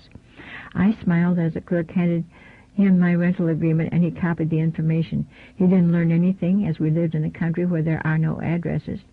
The farm had only Stolen Boulevard listed. A lot of people live on Stolen Boulevard. We have been taken advantage of by every crooked con man, TV producer, scriptwriter, author, and flim-flam expert that there is in this country. I have learned that the TV and print media reporters and producers that I have met are a pack of liars. They are not objective and don't give a damn about the truth. The only really open media left to the public is talk radio, and even talk radio won't discuss certain subjects. My material has been copied, changed, and even plagiarized. A lot of people have used my material to make money without my knowledge or permission. A Hollywood producer wanted to buy the exclusive rights to my story for $1. Bill Hamilton begged me to let him include my material in his book entitled Alien Magic. He pretended to be a friend, and I let him. I asked for no money, and he offered none. His entire book consists of other people's material. He now accuses me of stealing his information. Bill Hamilton turned out to be just another UFO flake. I have since learned that I am not the only person of whom he has taken advantage. The most damaging scam was perpetrated by two old has-been actors turned con-men named Michael Callan and Douglas Dean. I doubt seriously that you will remember either one. Callan was a regular in the cheapy teen beach blanket movies, and Dean never got beyond bit parts and chorus lines. I got involved with them when another actor named Bruce Reed called and asked if I would consent to meet with him and a friend who preferred to remain anonymous. I agreed that they could come to the house where we could talk on familiar turf. I was not eager to meet with someone that I did not know, and especially with an anonymous person away from familiar surroundings. Reed and friend showed up at my home, and the friend turned out to be Michael Callan. They told me that they had read my material and wanted to help. What a joke that statement turned out to be. They told me that they knew how to get me in front of millions of people where I could deliver my message. Callan was slick. He told me he was only interested in helping spread the information, but talked me into signing a 5-year management contract that gave him a full 20% of the gross of all my earnings, no matter what the source. He swore that if he didn't show results within 6 months, he would tear up the contract. The first thing that Callan did was shaft his partner, Bruce Reed. He cut Reed out of the action. To prevent me from finding out that he had done it only to get Reed's half of the 20%, Callan told me that Bruce was a drug dealer. Callan said that the public would find out eventually, and Reed's drug involvement would damage me. Everything Callan told me about Reed turned out to be a lie. Stan Barrington called me next, wanting to know why I was trying to dump him. I didn't know what he was talking about. It turned out that Callan was trying to force Stan into giving up his 24% so that Callan could form a 50-50 partnership with me. I told Stan that I had no intention of dumping him.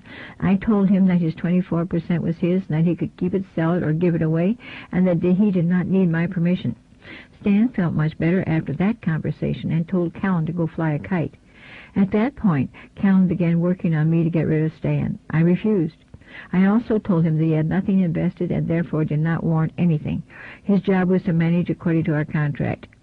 Douglas Dean entered the picture at the January 7, 1989 lecture that I gave at the Showboat Hotel and Casino in Las Vegas. Callan brought him to videotape the lecture so that we would have a tape to sell for those thousands of people who pleaded with us to produce a tape. The agreement was that he would tape the event and the tapes would belong exclusively to me. In return, if the tapes turned out good, Dean would get a contract to produce future tapes. The tapes were terrible, and I told both Dean and Callan that I did not want tapes of that poor quality being sold to anyone. They did it anyway behind my back and began the process of stealing my master tapes from all of my other lectures. At the same time, Callan drained all the business accounts. He borrowed $1,400 from Stan to produce tapes and then kept the money in the tapes. A producer in Germany booked me to do a lecture in that country. To secure the agreement, he sent $3,000 to be used for 2 first-class tickets as a guarantee that when I got there I would not be canceled. The producer canceled when the German postal strike prevented him from advertising the event. Callan kept the man's $3,000. I did not find out about that until after I fired Callan. After my lecture in San Diego at the Whole Life Expo, I found out that Dean was selling tapes and asking people to make checks out to Need to Know Productions, a phony company. I immediately fired Dean. I informed Callan that we were to do no more business with him whatsoever. I discovered that Callan was telling me that we were having tapes duplicated in Hollywood for $15 per tape, but in reality Dean was doing it on VCRs at his home in Arizona. I asked Callan to return all of my master tapes for all my lectures. He refused, and I fired him. When I got rid of Callan, he had stolen everything that we had. We were literally left penniless. He was in possession of all of our master tapes from all of my lectures. We were broke and homeless at that point. If it had not been for a few good friends in Minnesota, we would not have survived. We would be in the streets today. Callan and Dean continued to injure us by selling tapes from my lectures. We get nothing from those sales. They are the most despicable con men and thieves that you can imagine. I paid a visit to Dean's home one Saturday morning to ask him for my master tapes. He was not home, and after a polite conversation with his handyman, I returned to my home. A few days later, the sheriff's department called and asked me if I had been to Dean's home that same Saturday. I told him that I had. He asked me if I had tried to break in Dean's home, and I told him that I had not. He thanked me, and that was the end of it. I had no idea what it was all about until I was served with a restraining order. It seems that Dean's guilty conscience had made him afraid that I would return. He slit his own tires, made a report to the sheriff that I had done it, and then procured a restraining order from the local court. I have never been questioned, accused by the police or sheriff other than what I have already disclosed. I believe that their goal from the very beginning was to try and destroy my efforts at educating the American people. They damn near succeeded. Chapter 1. Excerpts from Silent Weapons for Quiet Wars. Copy furnished by Mr. Tom Young, a fellow warrior in the cause of freedom. Excerpts printed word for word exactly as discovered, with the added comments of William Cooper, emphasis added by William Cooper. The Illuminati's declaration of war upon the people of America.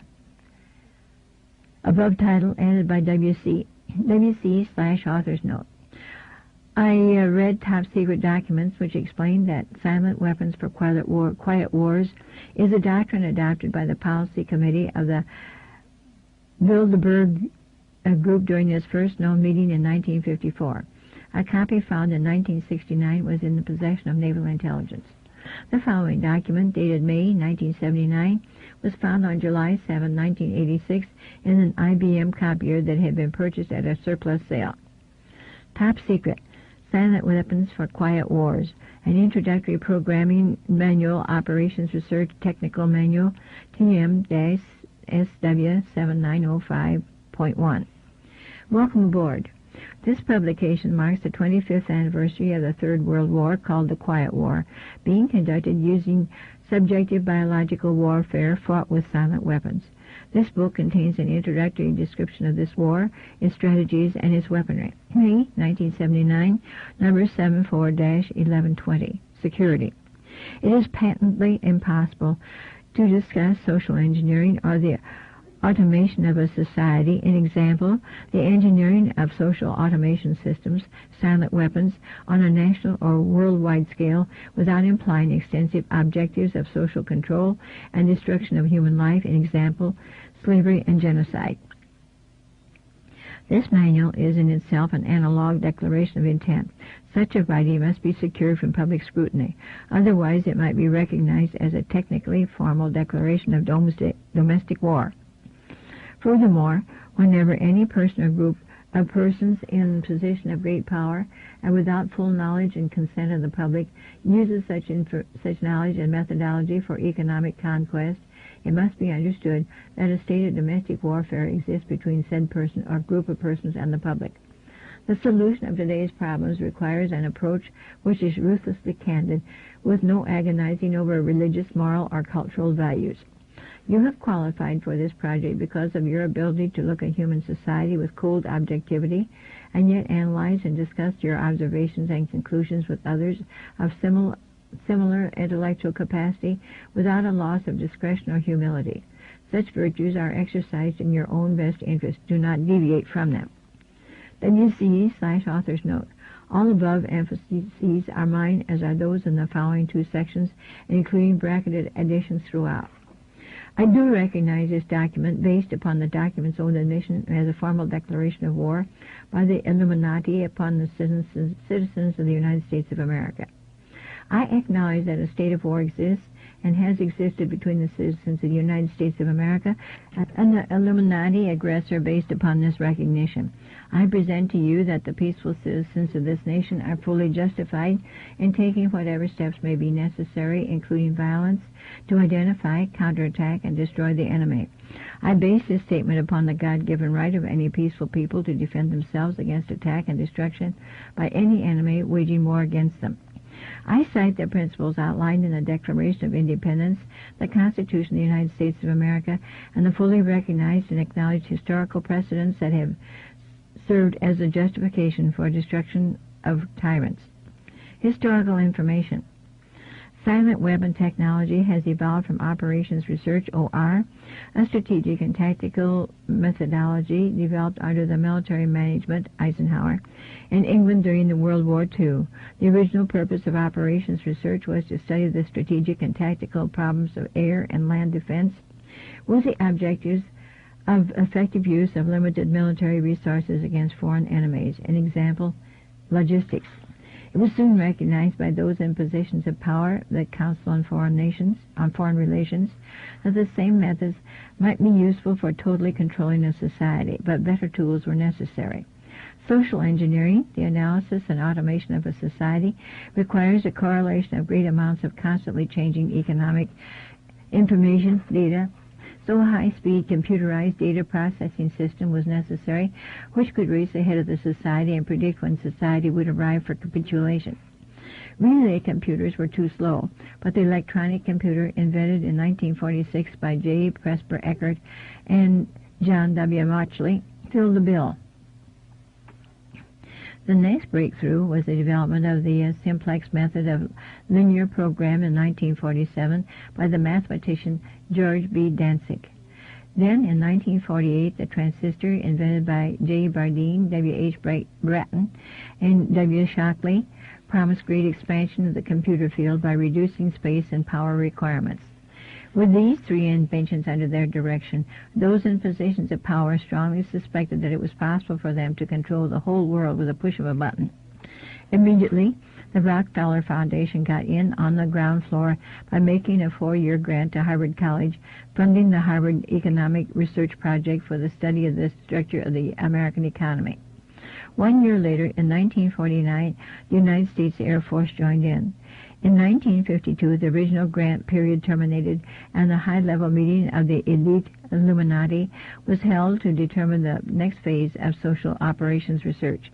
The Harvard Project had been very fruitful, as is borne out by the publication of some of its results in 1953, suggesting the feasibility of economic social engineering. Studies in the Structure of the American Economy, copyright 1953, by Wassily Leontief, International Sciences Press, Incorporated, White Plains, New York. Engineered in the last half of the decade of the 1940s, the new quiet war machine stood, so to speak, in sparkling gold-plated hardware on the showroom floor by 1954. With the creation of the Maser in 1954, the promise of unlocking limited sources of fusion atomic energy from the heavy hydrogens in seawater, and the consequent availability of unlimited social power was a possibility only decades away. The combination was irresistible. The Quiet War was quietly declared by the international elite, the Bilderberg Group, at a meeting held in 1954. Although the silent weapons system was nearly exposed 13 years later, the evolution of the new weapons system has never suffered any major setbacks. This volume marks the 25th anniversary of the beginning of the Quiet War. Already this domestic war has had many victories on many fronts throughout the world. Political introduction. In 1954, it was well recognized by those in positions of authority that it was only a matter of time, only a few decades, before the general public would be able to grasp and upset the cradle of power, for the very elements of the new silent weapon technology were as accessible for a public utopia as they were for providing private utopia. The issue of primary concern, that of dominance, revolved around the subject of the energy sciences. Energy is recognized as a key to all activity on Earth. Natural science is the study of the sources and control of natural energy, and social science, theoretically expressed as economics, is the study of the sources and control of social energy. Both are bookkeeping systems. Mathematics is a primary energy science, and the bookkeeper can be king if the public can be kept ignorant of the methodology of the bookkeeping. All science is merely a means to an end. This means is knowledge. The end is control. The end always justifies the means. Beyond this remains only one issue: who will be the beneficiary? In 1954, this was the issue of primary concern. Although the so-called moral issues were raised in view of the law of natural selection, it was agreed that a nation or world of people who will not use their intelligence are no better than animals who do not have intelligence. Such people are beasts of burden and stakes on the table by choice and consent. Consequently, in the interest of future world order, peace, and tranquility, it was decided to privately wage a quiet war against the American public with an ultimate objective of permanently shifting the natural and social energy, wealth, of the undisciplined and irresponsible many into the hands of the self-disciplined, responsible, and worthy few. In order to implement this objective, it was necessary to create, secure, and apply new weapons which, as it turned out, were a class of weapons so subtle and sophisticated in their principle of operation and public appearance as to earn for themselves the name silent weapons. In conclusion, the objective of economic research as conducted by the magnates of capital, banking, and the industries of commodities, goods, and services is the establishment of an economy which is totally predictable and manipulable. In order to achieve a totally predictable economy, the low-class elements of society must be brought under total control. An example must be housebroken, trained, and assigned to yoke and long-term social duties from a very early age before they have an opportunity to question the propriety of the matter. In order to achieve such conformity, the lower-class family unit must be disintegrated by a process of increasing preoccupation of the parents and the establishment of government-operated daycare centers for the occupationally orphaned children. The quality of education given to the lower class must be of the poorest sort, so that the mote of ignorance isolating the inferior class from the superior class is and remains incomprehensible to the inferior class. With such an initial handicap, even bright lower-class individuals have little, if any, hope of extricating themselves from their assigned lot in life. This form of slavery is essential to maintaining some measure of social order, peace, and tranquility for the upper ruling class. Descriptive introduction of the silent weapon. Everything that is expected from an ordinary weapon is expected from a silent weapon by its creators, but only in its own manner of functioning. It shoots situations instead of bullets, propelled by data processing instead of by chemical reaction, explosion, originating from bits of data instead of grains of gunpowder, from a computer instead of a gun, operated by a computer programmer instead of a marksman, under the orders of a banking magnate instead of a military general. It makes no obvious explosive noises, causes no obvious physical or mental injuries, and does not obviously interfere with anyone's daily social life. Yet it makes an unmistakable noise, causes unmistakable physical and mental damage, and unmistakably interferes with daily social life, an example, unmistakable to a trained observer who knows what to look for. The public cannot comprehend this weapon, and therefore cannot believe that they are being attacked and subdued by a weapon. The public might instinctively feel that something is wrong, isn't that the truth? But because of the technical nature of the silent weapon, they cannot express their feeling in a rational way or handle the problem with intelligence. Therefore, they do not know how to cry for help and do not know how to associate with others to defend themselves against it. This is the end of side 2. To continue, change side selector switch and turn the cassette over.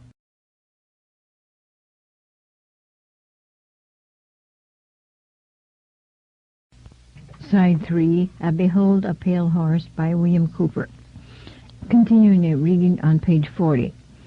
When the silent weapon is applied gradually, the public adapts to its presence and learns to tolerate its encroachment on their lives until the pressure, psychological via economic, becomes too great and they crack up.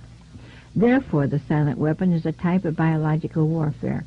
It attacks the vitality, options, and mobility of the individuals of a society by knowing, understanding, manipulating, and attacking their sources of natural and social energy and their physical, mental, and emotional strengths and weaknesses. Theoretical introduction. Give me control over a nation's currency, and I care not who makes its laws. Mayer Amschel Rothschild, 1743-1812. Today's silent weapons technology is an outgrowth of a simple idea discovered, succinctly expressed, and effectively applied by the quoted Mr. Mayer Amschel Rothschild. Mr. Rothschild discovered the missing passive component of economic theory known as economic inductance. He of course did not think of his discovery in these 20th century terms, and to be sure, mathematical analysis had to wait for the Second Industrial Revolution, the rise of the theory of mechanics and electronics, and finally, the invention of the electronic computer before it could be effectively applied in the control of the world economy. General energy concepts. In the study of energy systems, there always appears 3 elementary concepts. These are potential energy, kinetic energy, and energy dissipation. And corresponding to these concepts, there are 3 idealized, essentially pure physical counterparts called passive components. 1. The science of physical mechanics, the phenomenon of potential energies associated with a physical property called elasticity or stiffness, and can be represented by a stretched spring. In electronic science, potential energy is stored in a capacitor instead of a spring. This property is called capacitance instead of elasticity or stiffness. 2. In the science of physical mechanics, the phenomenon of kinetic energy is associated with a physical property called inertia or mass, and can be represented by a mass or a flywheel in motion. In electronic science, kinetic energy is stored in an inductor in a magnetic field instead of a mass. This property is called inductance instead of inertia. 3.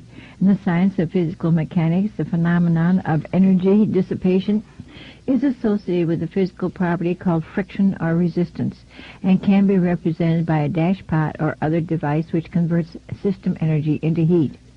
In electronic science, dissipation of energy is performed by an element called either a resistor or a conductor, the term resistor being the one generally used to express the concept of friction, and the term conductor being generally used to describe a more ideal device, example given, wire, employed to convey electronic energy efficiently from one location to another.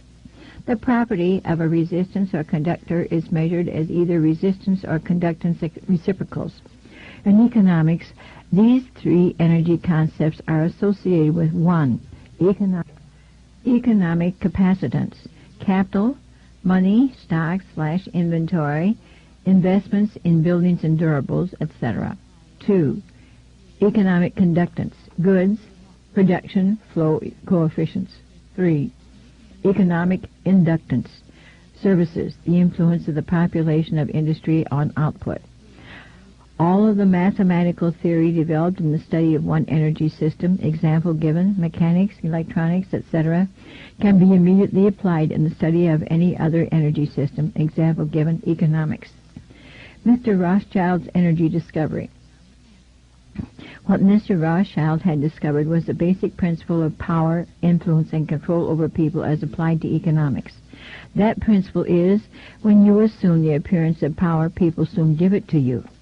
Mr. Rothschild had discovered that currency or deposit loan accounts had the required appearance of power that could be used to induce people, inductance with people corresponding to a magnetic field into surrendering their real wealth in exchange for a promise of greater wealth instead of real compensation.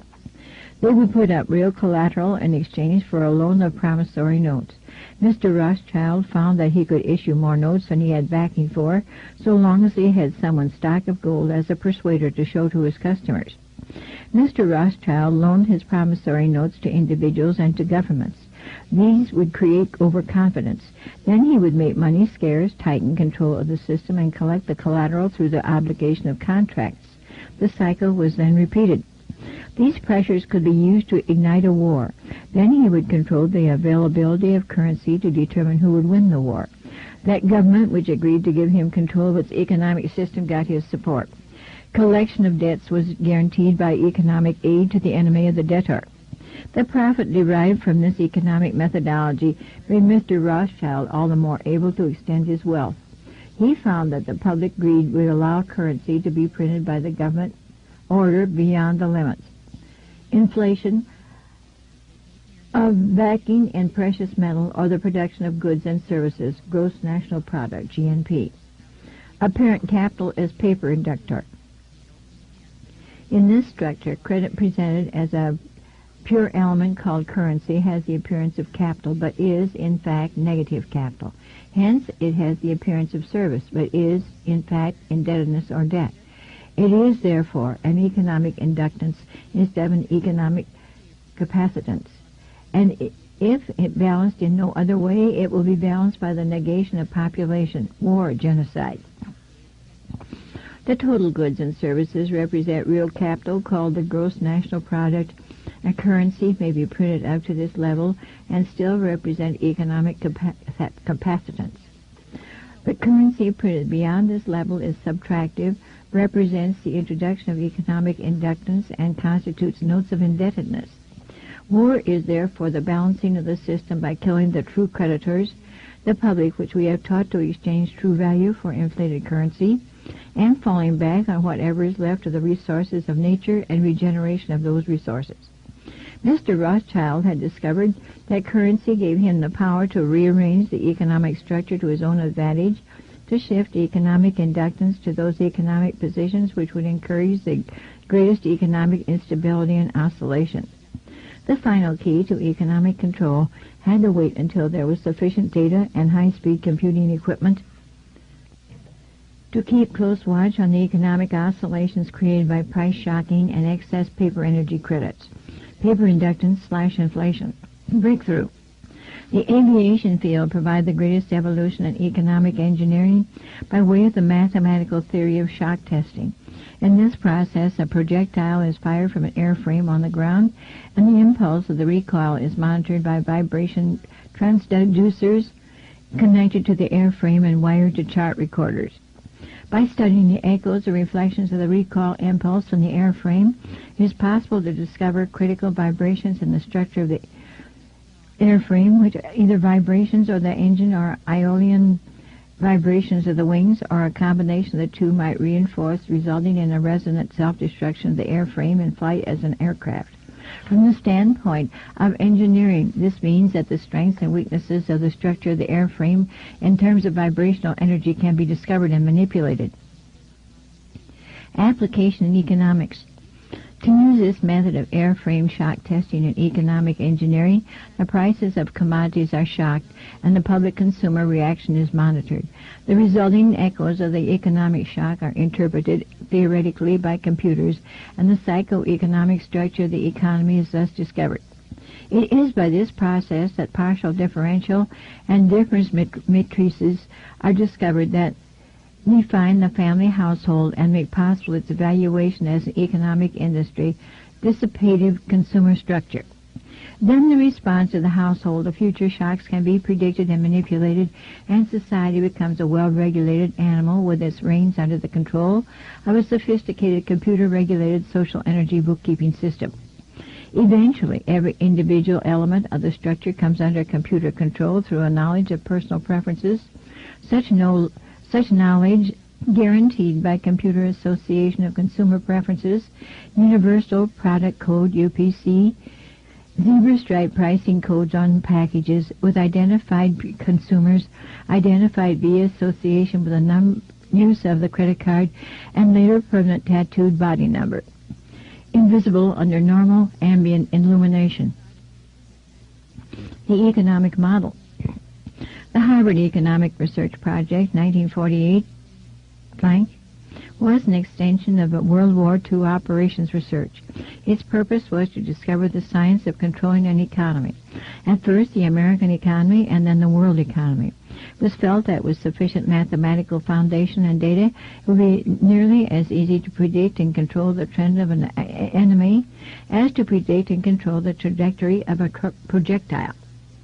Such has proven to be the case. Moreover, the economy has been transformed into a guided missile on target. The immediate aim of the Harvard Project was to discover the economic structure, what forces change that structure, how the behavior of the structure can be predicted, and how it can be manipulated. What was needed was a well-organized knowledge of the mathematical structures and interrelationships of investment, production, distribution, and consumption. To make a short story of it all, it was discovered that an economy obeyed the same laws as electricity, and that all of the mathematical theory and practical and computer know-how developed for the electronic field could be directly applied in the study of economics. This discovery was not openly declared, and its more subtle implications were and are kept a closely guarded secret. For example, that in an economic model, human life is measured in dollars, and that the electric spark generated when opening a switch connected to an active inductor is mathematically analogous to the initiation of a war. The greatest hurdle which theoretical economists faced was the accurate description of the household as an industry. This is a challenge because consumer purchases are a matter of choice, which in turn is influenced by income, price, and other economic factors. This hurdle was cleared in an indirect and statistically appropriate way by application of shock testing to determine the current characteristics called current technical coefficients of a household industry. Finally, because problems in theoretical economics can be translated very easily into problems in theoretical electronics, and the solution translated back again, it follows that only a book of language translation and concept definition needed to be written for economics. The remainder could be gotten from standard works on mathematics and electronics. This makes the publication of books on advanced economics unnecessary and greatly simplifies project security. Industrial diagrams. An ideal industry is defined as a device which receives value from other industries in several forms and converts it into one specific product for sales and distribution to other industries. It has several inputs and one output. What the public normally thinks of as one industry is really an industrial complex where several industries under one roof produce one or more products. 3 industrial classes. Industries fall into 3 categories or classes by type of output. Class 1, capital resources. Class number 2, goods, commodities, or use, dissipative. Class number 3, services, action of population. Class number 1 industries exist at 3 levels. 1, nature, sources of energy and raw materials. 2, government, printing of currency equal to gross national product. An extension, the inflation of currency in excess of GNP. 3, banking, loaning of money for interest and extension, inflation / counterfeiting of economic value through deposit loan accounts. Class number 2 industries exist as producers of tangible or consumer dissipated products. This sort of activity is usually recognized and labeled by the public as an industry. Class number 3 industries are those which have service rather than a tangible product of their output. These industries are called 1. Households, and 2. Governments. Their output is human activity of a mechanical sort, and their basis is population. Aggregation. The whole economic system can be represented by 3 industry model if one allows the names of the outputs to be 1. Capital, 2. Goods, and 3. Services. The problem with this representation is that it would not show the influence of, say, the textile industry on the ferrous metal industry. This is because both the textile industry and the ferrous metal industry would be contained within a single classification called the goods industry. And by this process of combining or aggregating these two industries under one system block, they would lose their economic individuality. The E model. A national economy consists of simultaneous flows of production, distribution, consumption, and investment. If all these elements include labor and human functions are assigned a numerical value in like units of measure, say $1939, then this flow can be further represented by a current flow in an electronic circuit, and its behavior can be predicted and manipulated with useful precision.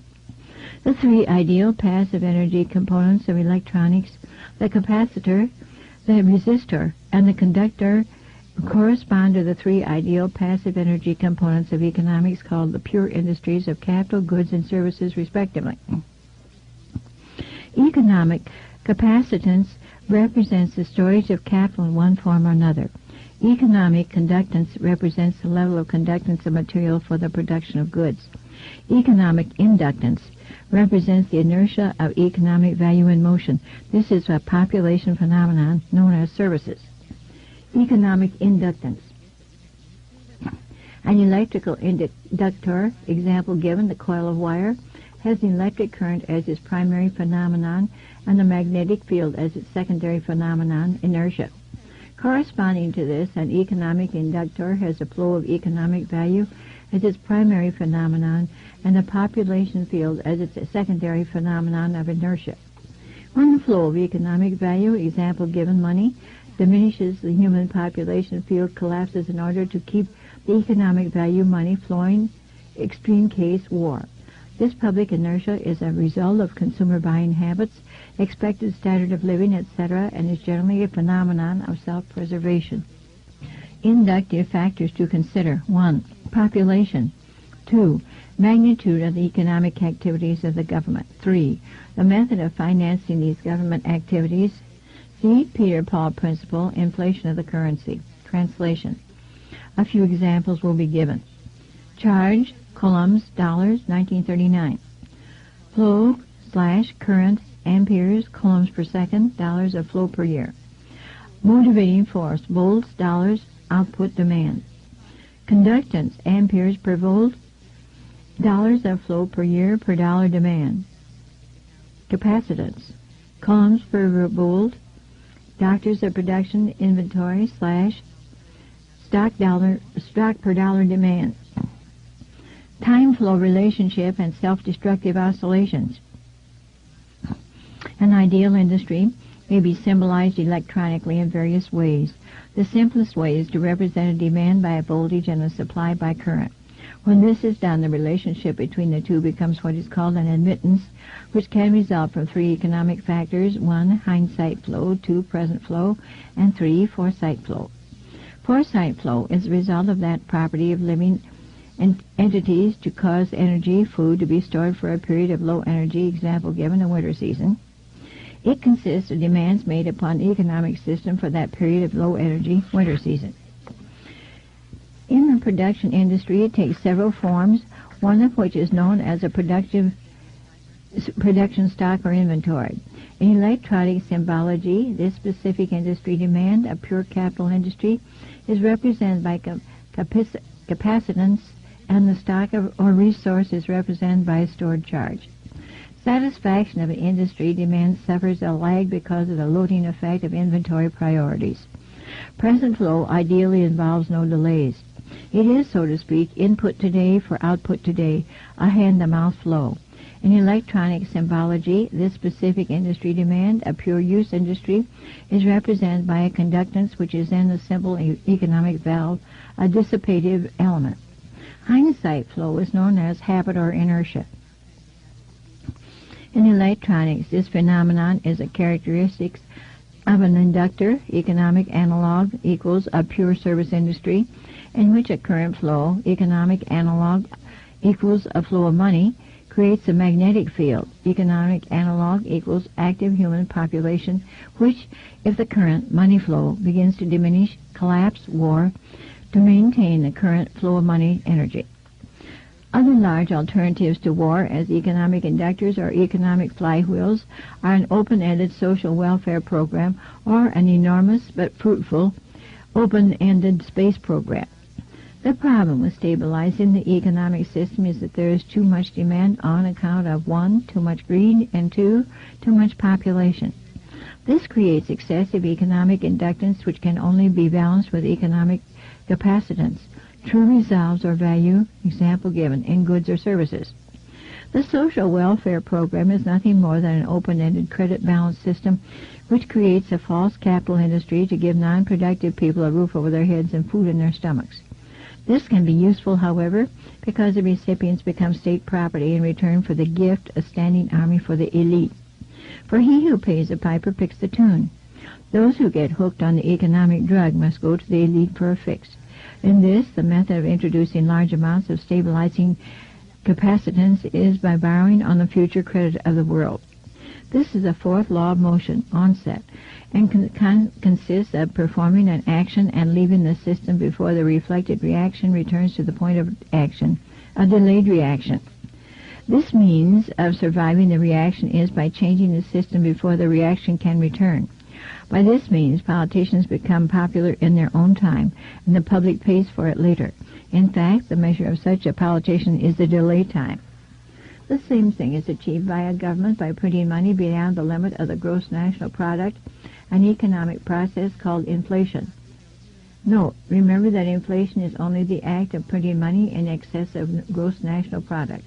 They could blame it on the source of widgets or oil only because you never knew the real cause. The real cause and the only cause of inflation is the printing of more money beyond the gross national product. This puts a large quantity of money into the hands of the public and maintains a balance against their greed, creates a false self-confidence in them, and for a while stays the wolf from the door. They must eventually resort to war to balance the budget, the account, because war ultimately is merely the act of destroying the creditor, and the politicians are the publicly hired hitmen that justify the act to keep the responsibility and blood off the public conscience. See section on consent factors and social economic structure. If the people really cared about their fellow man, they would control their appetites, greed, procreation, etc., so that they would not have to operate on the credit or welfare social system which steals from the worker to satisfy the bum. Since most of the general public will not exercise restraint, there are only two alternatives to reduce the economic inductance of the system. 1. Let the populace bludgeon each other to death in war, which will only result in total destruction of a living earth. 2. Take control of the world by the use of economic silent weapons in the form of quiet warfare, and reduce the economic inductance of the world to a safe level by a process of benevolent slavery and genocide. The latter option has been taken as the obviously better option. At this point, it should be crystal clear to the reader why absolute secrecy about the silent weapons is necessary. The general public refuses to improve its own mentality and its faith in its human and fellow man.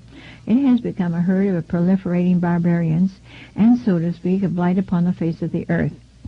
They do not care enough about economic science to learn why they have not been able to avoid war despite religious morality, and their religious or self-satisfying refusal to deal with earthly problems renders the solution of the earthly problem unreachable by them. It is left to those few who are willing to think and survive as the fittest to survive, to solve the problem for themselves as the few who really care. Otherwise, exposure of the silent weapon would destroy our only hope of preserving the seed of future true humanity. The household industry.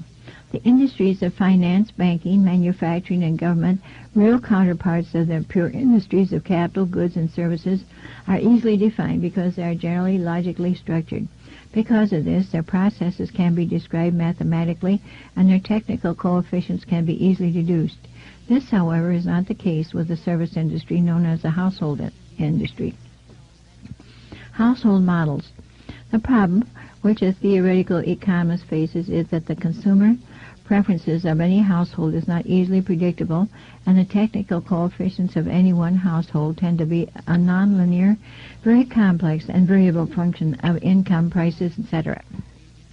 Computer information derived from the use of the Universal Product Code in conjunction with credit card purchase as an individual household identifier could change this state of affairs, but the UPC method is not yet available on a national or even a significant regional scale.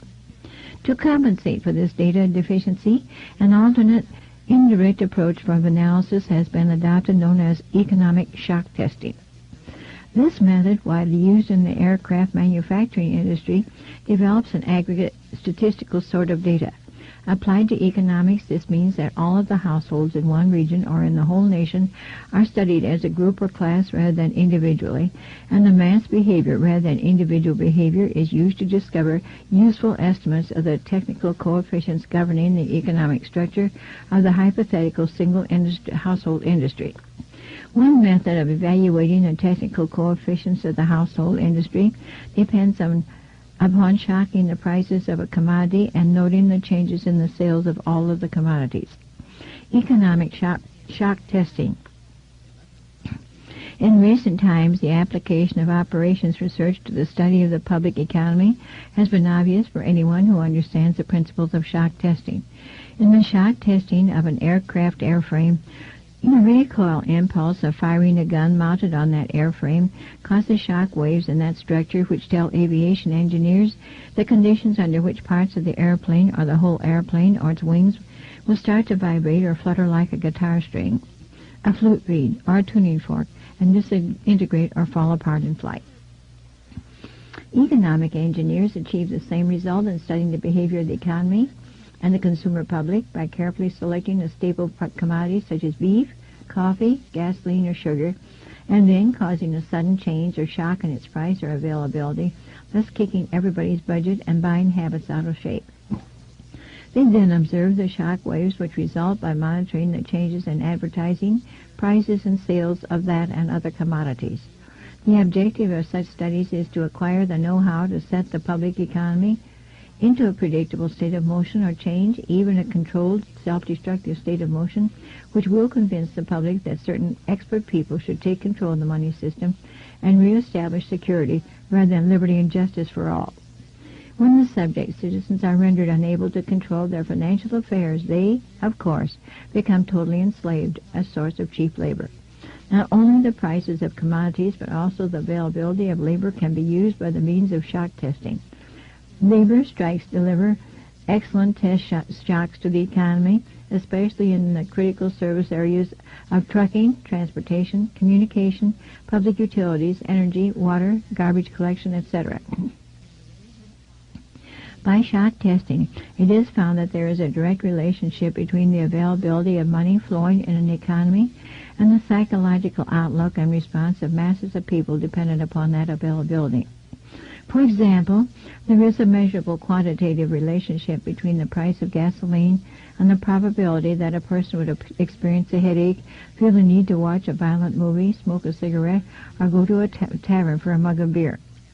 It is most interesting that by observing and measuring the economic modes by which the public tries to run from their problems and escape from reality, and by applying the mathematical theory of operations research, it is possible to program computers to predict the most probable combination of created events, shocks, which will bring about a complete control and subjugation of the public through a subversion of the public economy by shaking a plum tree. Introduction to economic amplifiers.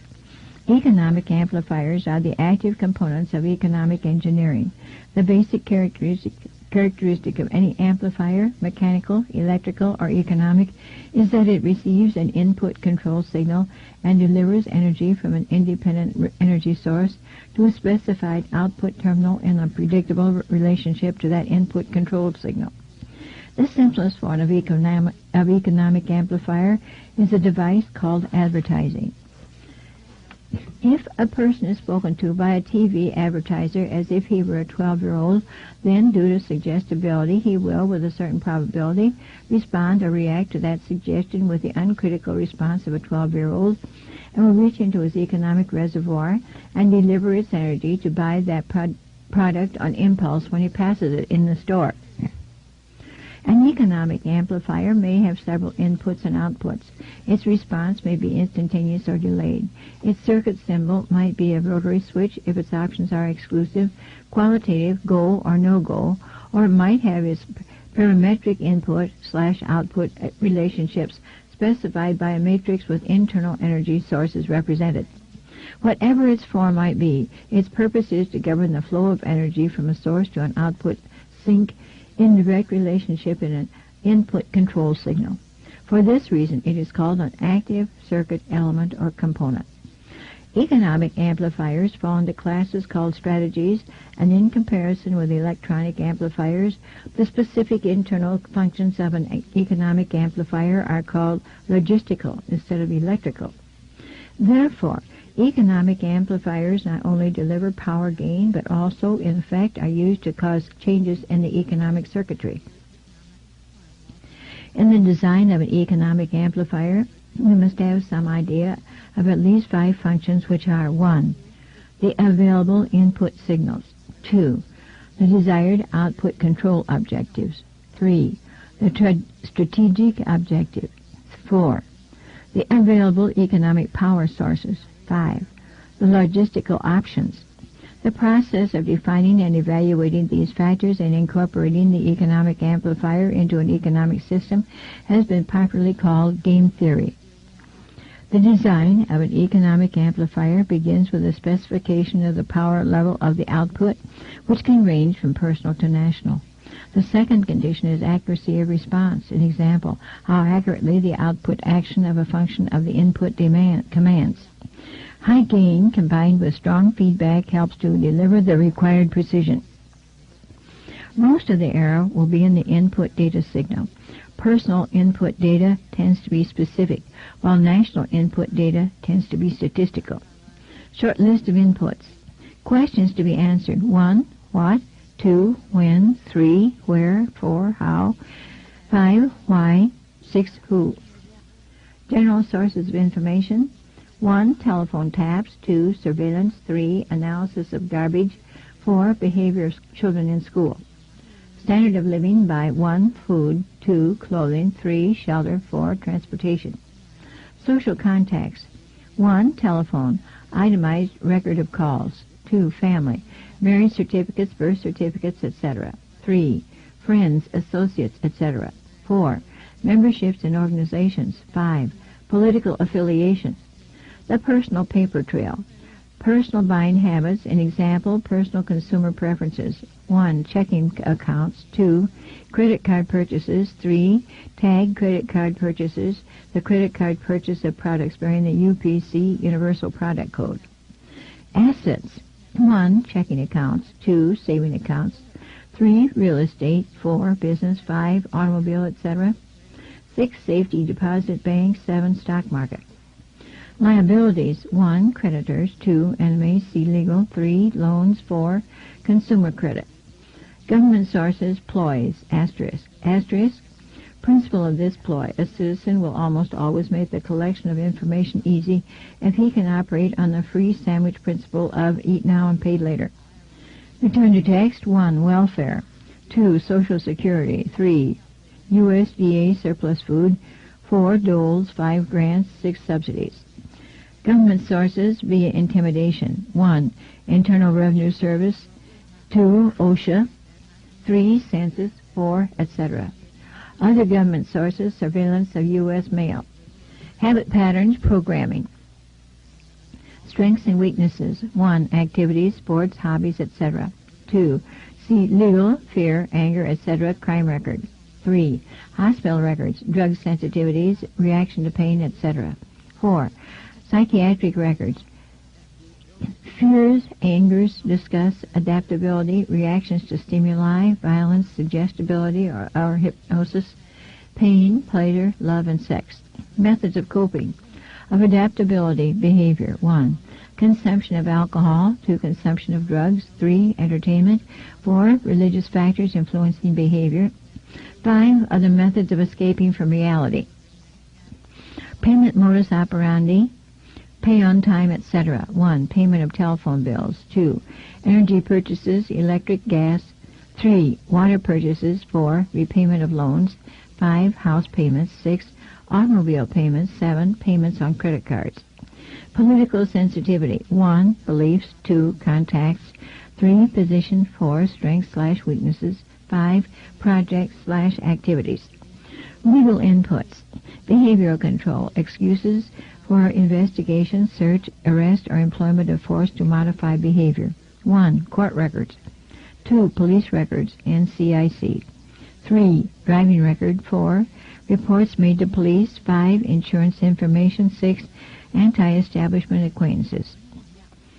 National input information, business sources via IRS, etc. 1, prices of commodities. 2, sales. 3, investments in A, stocks/inventory. B, production tools and machinery. C, buildings and improvements. D, the stock market. Banks and credit bureaus. 1, credit information. 2, payment information. Miscellaneous sources. 1, polls and surveys. 2, publications. 3, telephone records. 4, energy and utility purchases.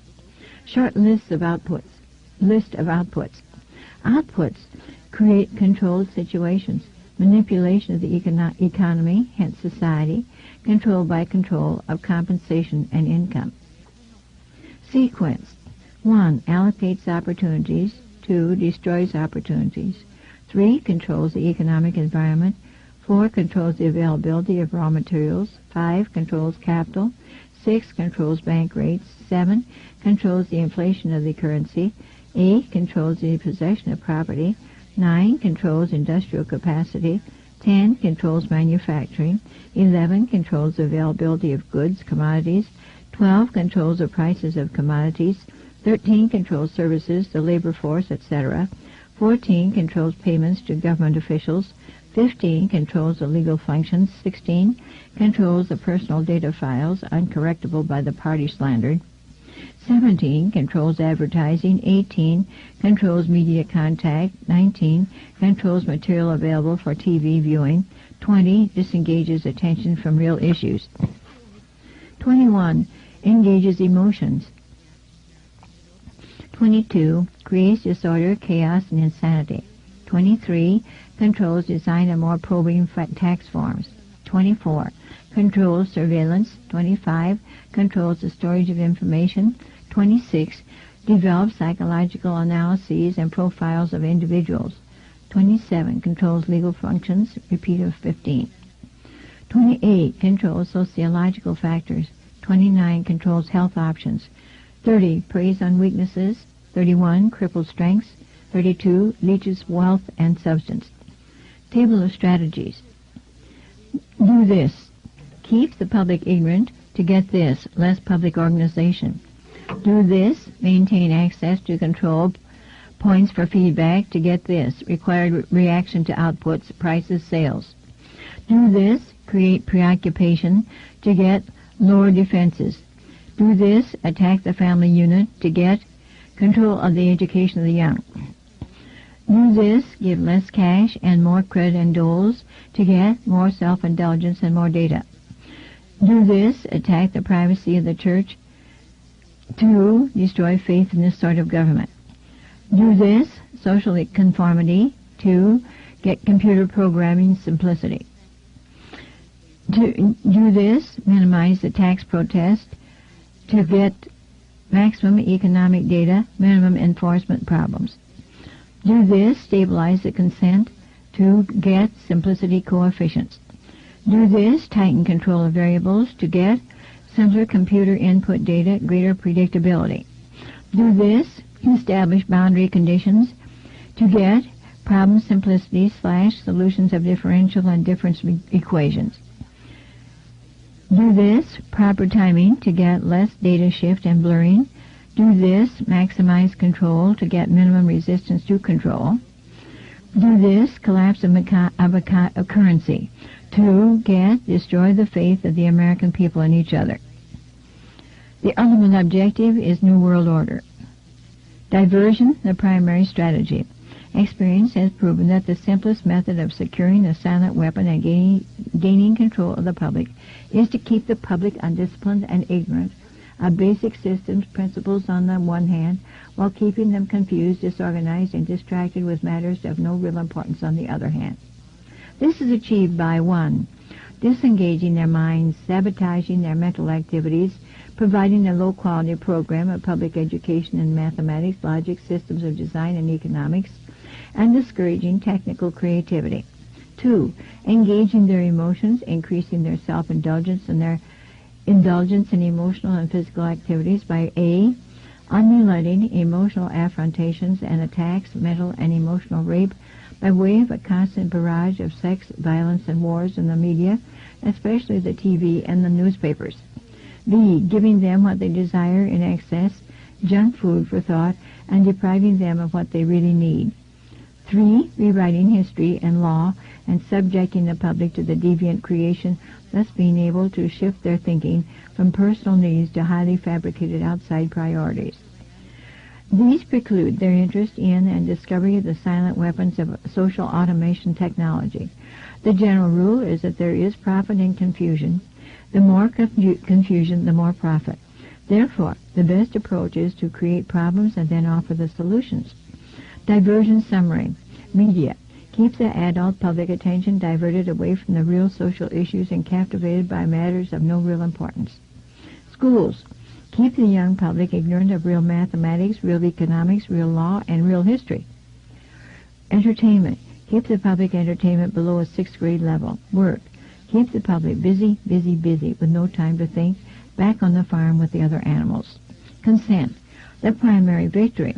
A silent weapon system operates from data obtained from a docile public by legal, but not always lawful, force. More information is made available to silent weapon systems programmers through the Internal Revenue Service. See studies in the structure of the American economy for an IRS source list.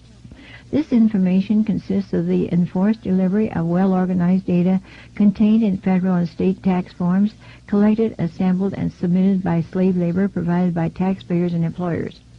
Furthermore, the number of such forms submitted to the IRS is a useful indicator of public consent, an important factor in strategic decision-making. Other data sources are given in the short list of inputs. Consent coefficients. Numerical feedback indicating victory status, psychological basis. When the government is able to collect tax and seize private property without just compensation, it is an indication that the public is ripe for surrender and is consenting to enslavement and legal encroachment. A good and easily quantified indicator of harvest time is the number of public citizens who pay income tax despite an obvious lack of reciprocal or honest service from the government. Amplification energy sources. The next step in the process of designing an economic amplifier is discovering the energy sources. The energy sources which support any primitive economic system are, of course, a supply of raw materials and the consent of people to labor and consequently assume a certain rank, position, level, or class in the social structure. An example, to provide labor at various levels in the pecking order. Each class, in guaranteeing its own level of income, controls the class immediately below it, hence preserves a class structure. This provides stability and security, but also government from the top. As time goes on and communication and education improve, the lower class elements of the social labor structure become knowledgeable and envious of the good things that the upper class members have. They also begin to attain a knowledge of energy systems and the ability to enforce their rights through the class structure. This threatens the sovereignty of the elite. If this rise of the lower classes can be postponed long enough, the elite can achieve energy dominance, and labor by consent no longer will hold a position of an essential economic energy source. Until such energy dominance is absolutely established, the consent of people to labor and let others handle their affairs must be taken into consideration, since failure to do so could cause the people to interfere in the final transfer of energy sources to the control of the elite. It is essential to recognize that at this time public consent is still an essential key to the release of energy and the process of economic amplification. Therefore, Consent as an energy release mechanism will now be considered. Logistics. The successful application of a strategy requires a careful study of inputs, outputs, the strategy connecting the inputs and the outputs, and the available energy sources to fuel the strategy. This study is called logistics. The logistical problem is studied at the elementary level first, and then levels of greater complexity are studied as the synthesis of elementary factors. This means that a given system is analyzed, broken down into its own subsystems, and these in turn are analyzed until by this process one arrives at the logistical atom, the individual. This is where the process of synthesis properly begins, and at the time of the birth of the individual. The artificial womb. From the time a person leaves its mother's womb, its every effort is directed toward building, maintaining, and withdrawing into artificial wombs various sorts of substitute protective devices or shells. The objective of these artificial wombs is to provide a stable environment for both stable and unstable activity, to provide a shelter for the evolutionary processes of growth and maturity, example, survival, to provide security for freedom, and to provide defensive protection for offensive activity. This is equally true of both the general public and the elite. However, there is a definite difference in the way each of these classes go about the solution of problems. The political structure of a nation, dependency. The primary reason why the individual citizens of a country create a political structure is a subconscious wish or desire to perpetuate their own dependency relationship of childhood. Simply put, they want a human God to eliminate all risks from their life, pat them on the head, kiss their bruises, put a chicken on every dinner table, clothe their bodies, tuck them into bed at night, and tell them that everything will be all right when they wake up in the morning. The public demand is incredible, so the human God, the politician, meets incredibility with incredibility by promising the world and delivering nothing. So who is the bigger liar, the public or the Godfather? This public behavior is surrender born of fear, laziness, and expediency. It is the basis of the welfare state as a strategic weapon, useful against a disgusting public. Action/offense. Most people want to be able to subdue and/or kill other human beings which disturb their daily lives, but they do not want to have to cope with the moral and religious issues which such an overt act on their part might raise. Therefore, they assign the dirty work to others, including their own children, so as to keep the blood off their own hands. They rave about the humane treatment of animals and then sit down to a delicious hamburger from a whitewashed slaughterhouse down the street and out of sight. But even more hypocritical, they pay taxes to finance a professional association of hitmen collectively called politicians, and then complain about corruption in government. Responsibility. Again, most people want to be free to do things, to explore, etc., but they are afraid to fail. The fear of failure is manifested in irresponsibility, and especially in delegating those personal responsibilities to others where success is uncertain or carries possible or created liabilities, law, which the person is not prepared to accept. They want authority, root word author, but they will not accept responsibility or liability. So they hire politicians to face reality for them. Summary. The people hire the politicians so that the people can 1. Obtain security without managing it. 2. Obtain action without thinking about it. 3. Inflict theft, injury, and death upon others without having to contemplate either life or death. 4. Avoid responsibility for their own intentions. 5. Obtain the benefits of reality and science without exerting themselves in the discipline of facing or learning either of these things. They give the politicians the power to create and manage a war machine to 1. Provide for the survival of the nation/womb. 2. Prevent encroachment of anything upon the nation/womb. This is the end of side 3. To continue, turn the cassette over.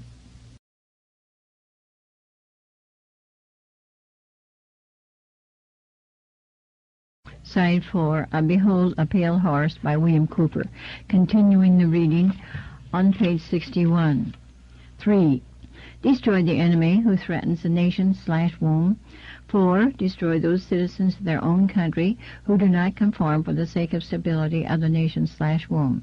Politicians hold many quasi-military jobs, the lowest being the police, which are soldiers, the attorneys, and the CPAs next, who are spies and saboteurs licensed, and the judges who shout the orders and run the closed union military shop for whatever the market will bear. The generals are industrialists. The presidential level of commander-in-chief is shared by the international bankers.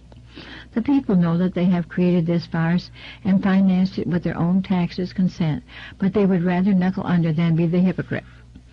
Thus, a nation becomes divided into two distinct parts: a docile subnation, great silent majority, and a political subnation. The political subnation remains attached to the docile subnation, tolerates it, and reaches its substance until it grows strong enough to detach itself and then devour its parent. System analysis. In order to make meaningful, computerized economic decisions about war, the primary economic flywheel, it is necessary to assign concrete logistical values to each element of the war structure, personnel and material alike. This process begins with a clear and candid description of the subsystem of such a structure. The draft as military service. Few efforts of human behavior modification are more remarkable or more effective than that of the social military institution known as a draft. A primary purpose of a draft or other such institution is to instill by intimidation the young males of a society the uncritical conviction that the government is omnipotent. The truth is just the opposite, as government exists only with the consent of the people. He is soon taught that a prayer is slow to reverse what a bullet can do in an instant. Thus a man trained in a religious environment for 18 years of his life can, by this instrument of the government, be broken down, be purged of his fantasies and delusions in a matter of mere months. Once that conviction is instilled, all else becomes easy to instill. Even more interesting is the process by which a young man's parents, who purportedly love him, can be induced to send him off to war to his death. Although the scope of this work will not allow this matter to be expanded in full detail, nevertheless a coarse overview will be possible and can serve to reveal those factors which must be included in some numerical form in the computer analysis of social and war systems. We begin with a tentative definition of the draft. The draft, selective service, etc., is an institution of compulsory, collective sacrifice and slavery, devised by the middle-aged and the elderly for the purpose of oppressing the young into doing the public dirty work. It further serves to make the youth as guilty as the elders, thus making criticism of the elders by the youth less likely, generational stabilizer. It is marketed and sold to the public under the label of patriotic equals national service. Once a candid economic definition of the draft is achieved, that definition is used to outline the boundaries of a structure called a human value system, which in turn is translated in the terms of game theory. The value, such as slave labor, is given in the table of human values, a table broken down into categories of intellect, experience, post-service job demand, etc. Some of these categories are ordinary and can be tentatively evaluated in terms of the value of certain jobs for which a known fee exists. Some jobs are harder to value because they are unique to the demands of social subversion. For an extreme example, the value of a mother's instruction to her daughter, causing that daughter to put certain behavioral demands upon a future husband 10 or 15 years hence. Thus, by suppressing his resistance to a perversion of a government, making it easier for a banking cartel to buy the state of New York in, say, 20 years. Such a problem leans heavily upon the observations and data of wartime espionage and many types of psychological testing, but crude mathematical models of algorithms, etc., can be devised, if not to predict, at least to predetermine these events with maximum certainty. What does not exist by natural cooperation is thus enhanced by calculated compulsion. Human beings are machines, levers which may be grasped and turned, and there is a little real difference between automating a society and automating a shoe factory. These derived values are variable. It is necessary to use a current table of human values for computer analysis. These values are given in true measure rather than U.S. dollars, since the latter is unstable, being presently inflated beyond the production of national goods and services so as to give the economy a false kinetic energy, paper inductance. The silver value is stable. It is being possible to buy the same amount with a gram of silver today as it could be bought in 1920. Human value, measured in silver units, changes slightly due to changes in production technology. Enforcement. Factor 1. As in every social system approach, stability is achieved only by understanding and accounting for human nature, action/reaction patterns. A failure to do so can be, and usually is, disastrous. As in other human social schemes, one form or another of intimidation or incentive is essential to the success of the draft. Physical principles of action and reaction must be applied to both internal and external subsystems. To secure the draft, individual brainwashing/programming, and both the family unit and the peer group must be engaged and brought under control. Factor 2. Father. The man of the household must be housebroken to ensure that Junior will grow up with the right social training and attitudes. The advertising media, etc., are engaged to see to it that father-to-be is pussy-whipped before or by the time he is married. He is taught that he either conforms to the social notch cut out for him or his sex life will be hobbled and his tender companionship will be zero. He is made to see that women demand security more than logical, principled, or honorable behavior.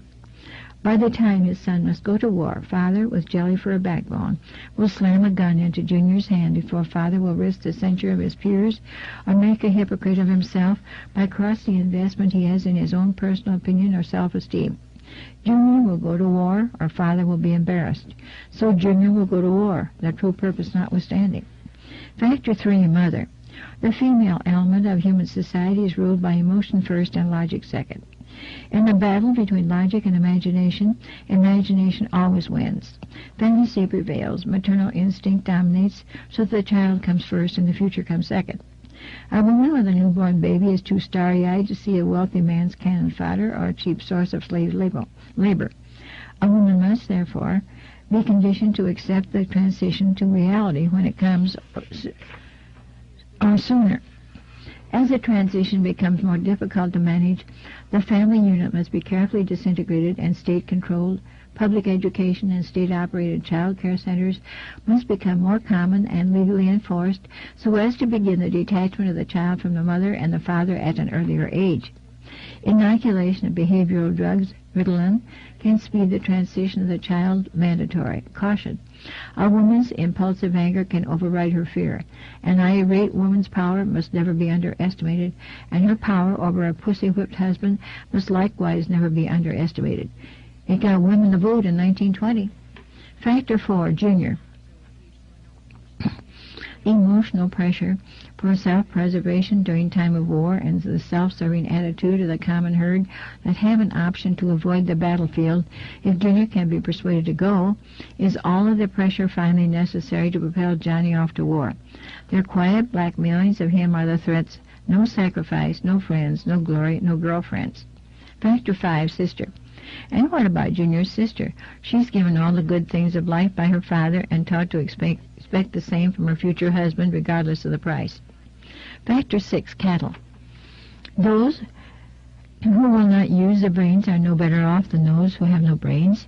And so this mindless school of jellyfish, father, mother, son, and daughter, become useful beasts of burden or trainers of the same. End of excerpt. Author's note.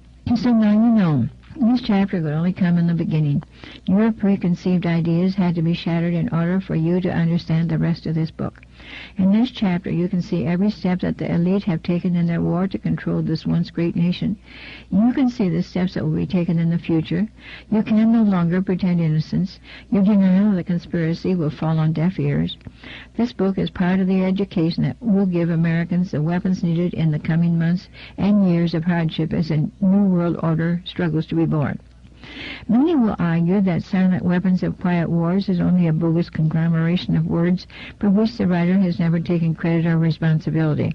Those who do so ignore the self-evident truths contained within the document. They ignore these truths because they are an indictment of their own ignorance which they cannot face. The document, first found in 1969, correctly outlines events which subsequently came to pass. It cannot be ignored or dismissed. The document is genuine. Its truths cannot be negated or shrugged away. The message is this: you must accept that you have been cattle and the ultimate consequence of being cattle, that is slavery, or you must prepare to fight and, if necessary, die to preserve your God-given right to freedom. That last sentence is the real reason why people choose to ignore Silent Weapons for Quiet Wars. People are not ready to admit that they have been cattle. They are not prepared to fight and, if necessary, die for freedom. It is an indictment of the citizens of the United States of America, and that is a total confirmation of the truth of the information contained in Silent Weapons for Quiet Wars. Chapter 2. Secret Societies and the New World Order. There is a power so organized, so subtle, so complete, so pervasive, that they had better not speak above their breath when they speak in condemnation of it.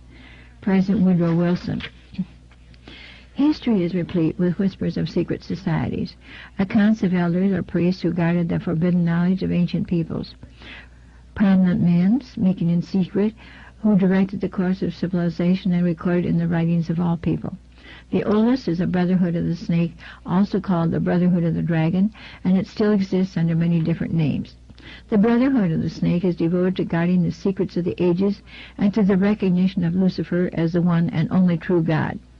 If you do not believe in God, Lucifer, or Satan, you must understand that there are great masses of people who do. I do not believe in racism, but millions do, and their beliefs and actions based upon those beliefs will affect me. It is clear that religion has always played a significant role in the course of these organizations. Communication with a higher source, often divine, is a familiar claim in all but a few. The secrets of these groups are thought to be so profound that only a chosen, well-educated few are able to understand and use them. These men use their special knowledge for the benefit of all mankind. At least that is what they claim. How are we to know, since their knowledge and actions have been kept secret? Fortunately, some of it has become public knowledge. I found it intriguing that in most, if not all, primitive tribal societies, all of the adults are members. They are usually separated into male and female groups. The male usually dominates the culture. Surprisingly, this exactly resembles many civilized secret societies. This can only mean that the society is working not against established authority, but for it. In fact, could be said to actually be the established authority. This would tend to remove the validity of any argument that all secret associations are dedicated to the destruction of properly constituted authority. This can only apply, of course, where the secret society makes up the majority or entirety of any people which it affects. Only very few fall into this category. Secret societies, in fact, mirror many facets of ordinary life.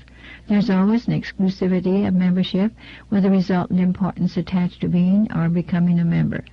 This is found in all human endeavors, even those which are not secret, such as football teams or country clubs.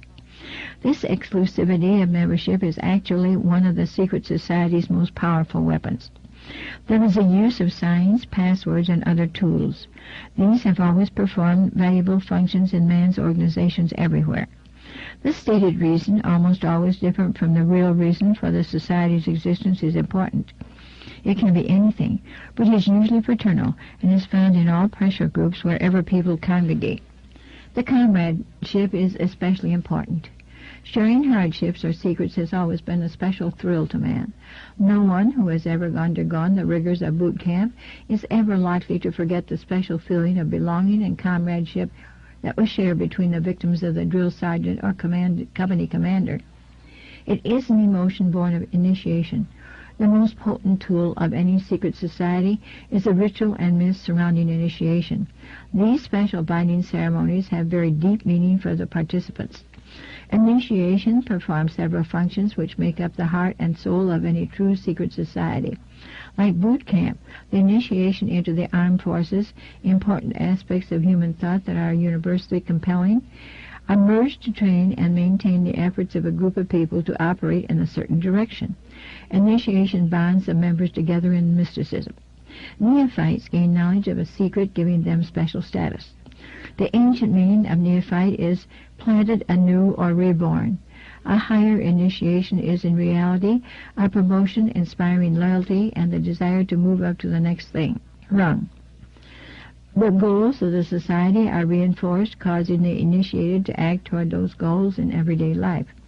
That brings about a change in the political and social action of the member. The change is always in the best interest of the goals of the leaders of the secret society. The leaders are called adepts. This can best be illustrated by the soldier trained to follow orders without thinking. The result is often the wounding or death of the soldier for the realization of the commander's goal, which may or may not be good for the overall community. Initiation is a means of rewarding ambitious men who can be trusted. You will notice that the higher the degree of initiation, the fewer the members who possess the degree. This is not because the other members are not ambitious, but because a process of very careful selection is being conducted. A point is reached where no effort is good enough without a pull up by the higher members. Most members never proceed beyond this point and never learn the real secret purpose of the group. The frozen member from that point on serves only as a part of the political power base, as indeed he has always done.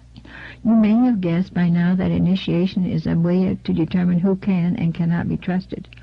A method of deciding exactly who is to become an adept may be decided during initiation by asking a candidate to spit upon the Christian cross. If the candidate refuses, the members congratulate him and tell him, "You have made the right choice, as a true adept would never do such a terrible thing." The newly initiated might find it disconcerting, however, that he/she never advances any higher. If, instead, the candidate spits upon the cross, he/she has demonstrated a knowledge of one of the mysteries and soon will find him/herself a candidate for the next higher level. The mystery is that religion is but a tool to control the masses. Knowledge or wisdom is their own God, through which man himself will become God.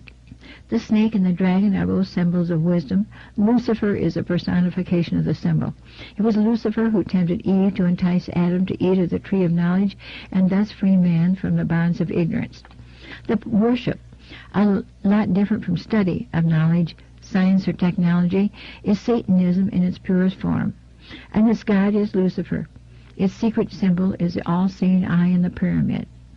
Undesirable effects of secret societies and their aura of mystery has sometimes given them the reputation of being abnormal associations, or at the very least, strange groups of people. Whenever their beliefs are those of the majority, they are no longer considered antisocial. A good example is the Christian Church, which was at one time a secret society under the Roman Empire. In fact, the open, friendly secret society, the Vatican, actually ruled most, if not all, of the known world at one time. Most secret societies are generally considered to be antisocial. They are believed to contain elements that are not liked or are outright harmful to the community in general. This is exactly the case in some instances. Communism and fascism are secret societies in many countries where they are prohibited by law. In this country, the Nazi Party and the Ku Klux Klan are secret societies, due mostly to the fact that the general public is disgusted by them. Their activities are sometimes illegal, thus the secrecy of their membership. The early Christians were a secret society because Roman authorities considered them from the start to be dangerous to the imperial rule. The same was true of the followers of Islam. At least some of these true believers working in secret accomplished what would turn out to be the eventual good of society.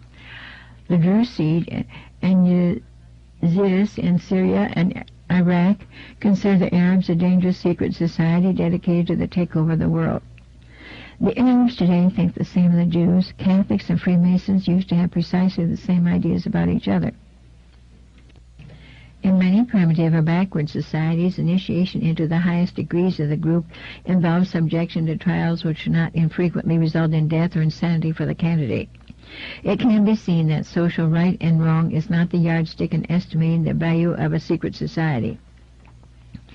In Borneo, initiates of hunting societies considered it meritorious and compulsory to hunt heads. In Polynesia, infanticide and debauch were considered essential for initiation into their societies, where the tribal code needed members who indulged in these things as pillars of society. Since the beginning of recorded history, governmental bodies of every nation have been involved with maintaining the status quo to defend the establishment against minority groups that sought to function as states within states or to oust the constituted authority and take over in its place. Many of these attempts have succeeded but have not always lasted. Man's desire to be one of the elect is something that no power on earth has been able to lessen, let alone destroy. It is one of the secrets of secret societies. It is what gives them a political base and lots of clout. Members often vote the same and give each other preference in daily business, legal, and social activities. It is the deepest desire of many to be able to say, I belong to the elect. Houses of worship and sacrifice existed in the ancient cities. There were, in fact, temples built in honor of the many gods. These buildings functioned often as meeting places for philosophers and mystics who were believed to possess the secrets of nature. These men usually banded together in seclusive philosophic and religious schools. The most important of all of these ancient groups is the Brotherhood of the Snake or Dragon, and was simply known as the Mysteries. The snake and dragon are symbols that represent wisdom. The father of wisdom is Lucifer, also called the light bearer. The focus of worship for the Mysteries was Osiris, another name of Lucifer. Osiris was the name of a bright star that the ancients believed had been cast down onto the earth. The literal meaning of Lucifer is bringer of light, or the morning star. After Osiris was gone from the sky, the ancients saw the sun as the representation of Osiris, or more correctly, Lucifer. Osiris was represented by the sun, Alfred Pike. How art thou fallen from heaven, O Lucifer? Isaiah 14:12. It is claimed that after Lucifer fell from heaven, he brought with him the power of thinking as a gift for mankind.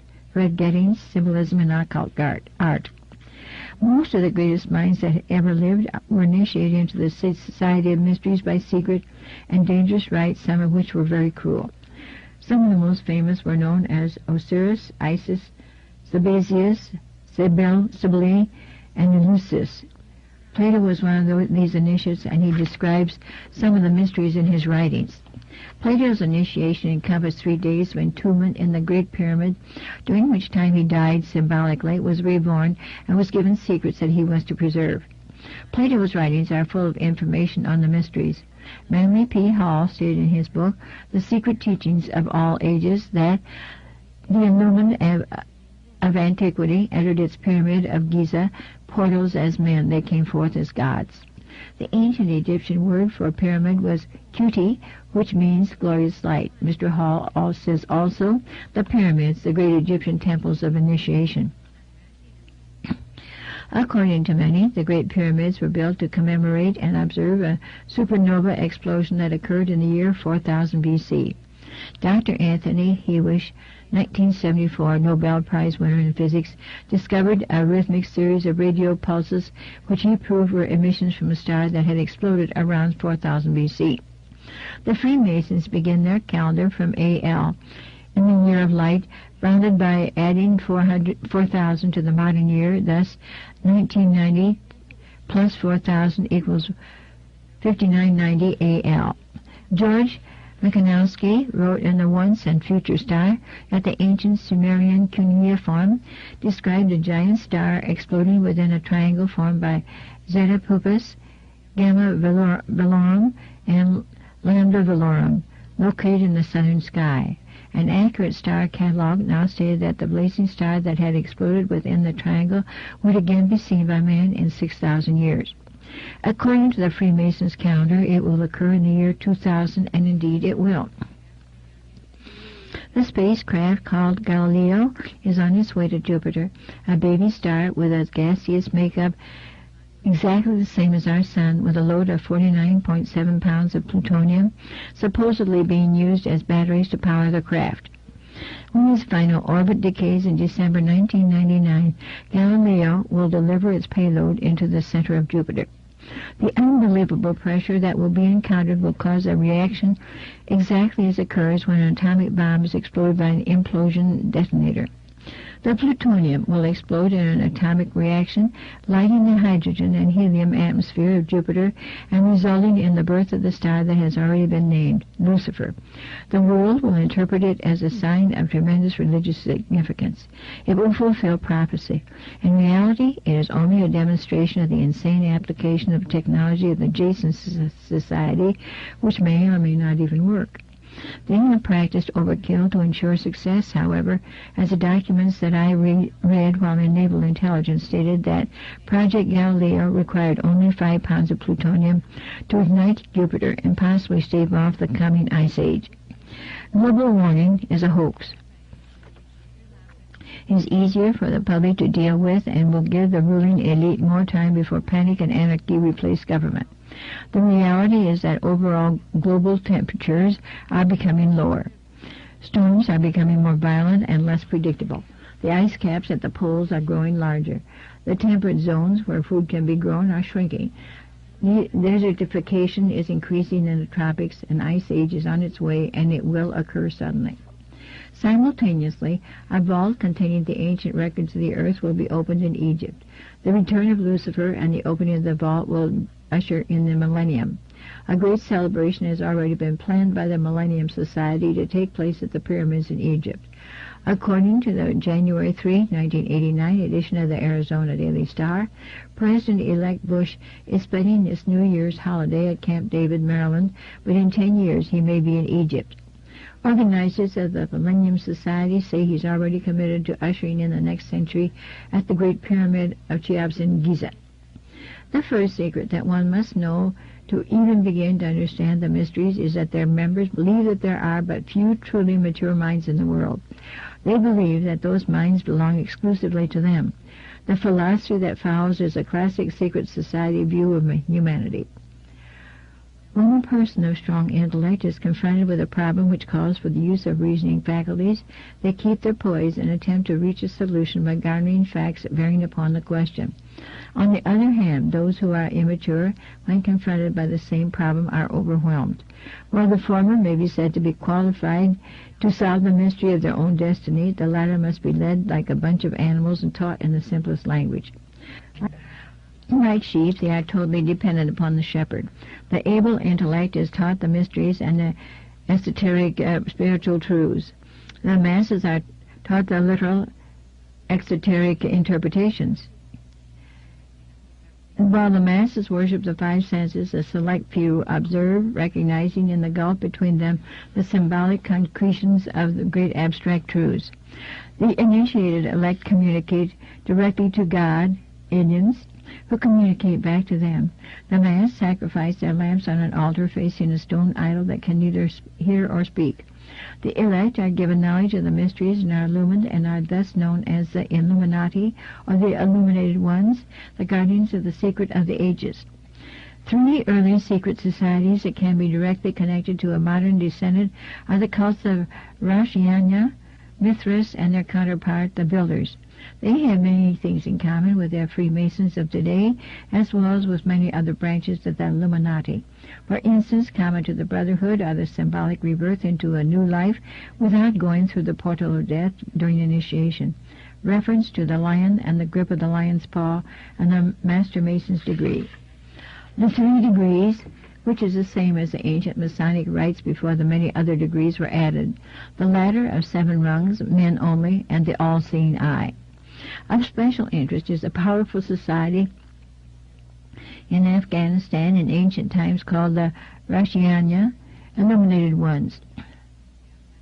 There are actually references to this mystical cult going back through history to the House of Wisdom at Cairo. The major tenets of this cult were the abolition of private property, the elimination of religion, the elimination of nation-states, the belief that illumination emanated from the Supreme Being who desired a class of perfect men and women to carry out the organization and direction of the world, belief in a plan to reshape the social system of the world by first taking control of individual countries one by one, and the belief that after reaching the 4th degree, one could communicate directly with the unknown supervisors who had imparted knowledge to initiates throughout the ages. Wise men will again recognize the Brotherhood. Can you hear the echo of the Nazi Party, the Communist Party, the extreme right, and the extreme left? The important fact to remember is that leaders of both the right and left are a small, hard core of men who have been and still are Illuminists or members of the Brotherhood. They may have been or may be members of the Christian or Jewish religions, but that is only to further their own ends. They are and always have been Luciferian and internationalists. They give allegiance to no particular nation, although they have used on occasion nationalism to further their causes. Their only concern is to gain greater economic and political power. The ultimate objective of the leaders of both groups is identical. They are determined to win for themselves undisputed control of the wealth, natural resources, and manpower of the entire planet. They intend to turn the world into their conception of a Luciferian, totalitarian socialist state. In the process, they will eliminate all Christians, Jews, and atheists. You have just learned one, but only one, of the great mysteries. The Rosh Hashanah is also called themselves the Order. Initiates took an oath that absolved them of all allegiance except to the Order and stated, "I bind myself to perpetual silence and unshakable loyalty and submission to the Order. All humanity which cannot identify itself by our secret sign is our lawful prey." The oath remains essentially the same to this day. The secret sign was to pass a hand over the forehead, palm inward. The countersign to hold the ear with the fingers and support the elbow in the cupped other hand. Does that sound familiar? The Order is the order of the quest. The cult preached that there was no heaven, no hell, only a spirit state completely different from life as we know it.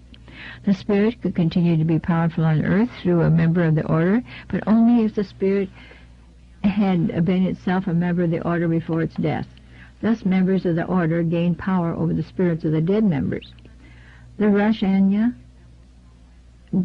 took in travelers as initiates and then sent them on their way to found new chapters of the Order. It is believed by some that the assassins were a branch of the Rosh Hashanah. Branches of the Rosh Hashanah or the illuminated winds of the Illuminati existed and still exist everywhere.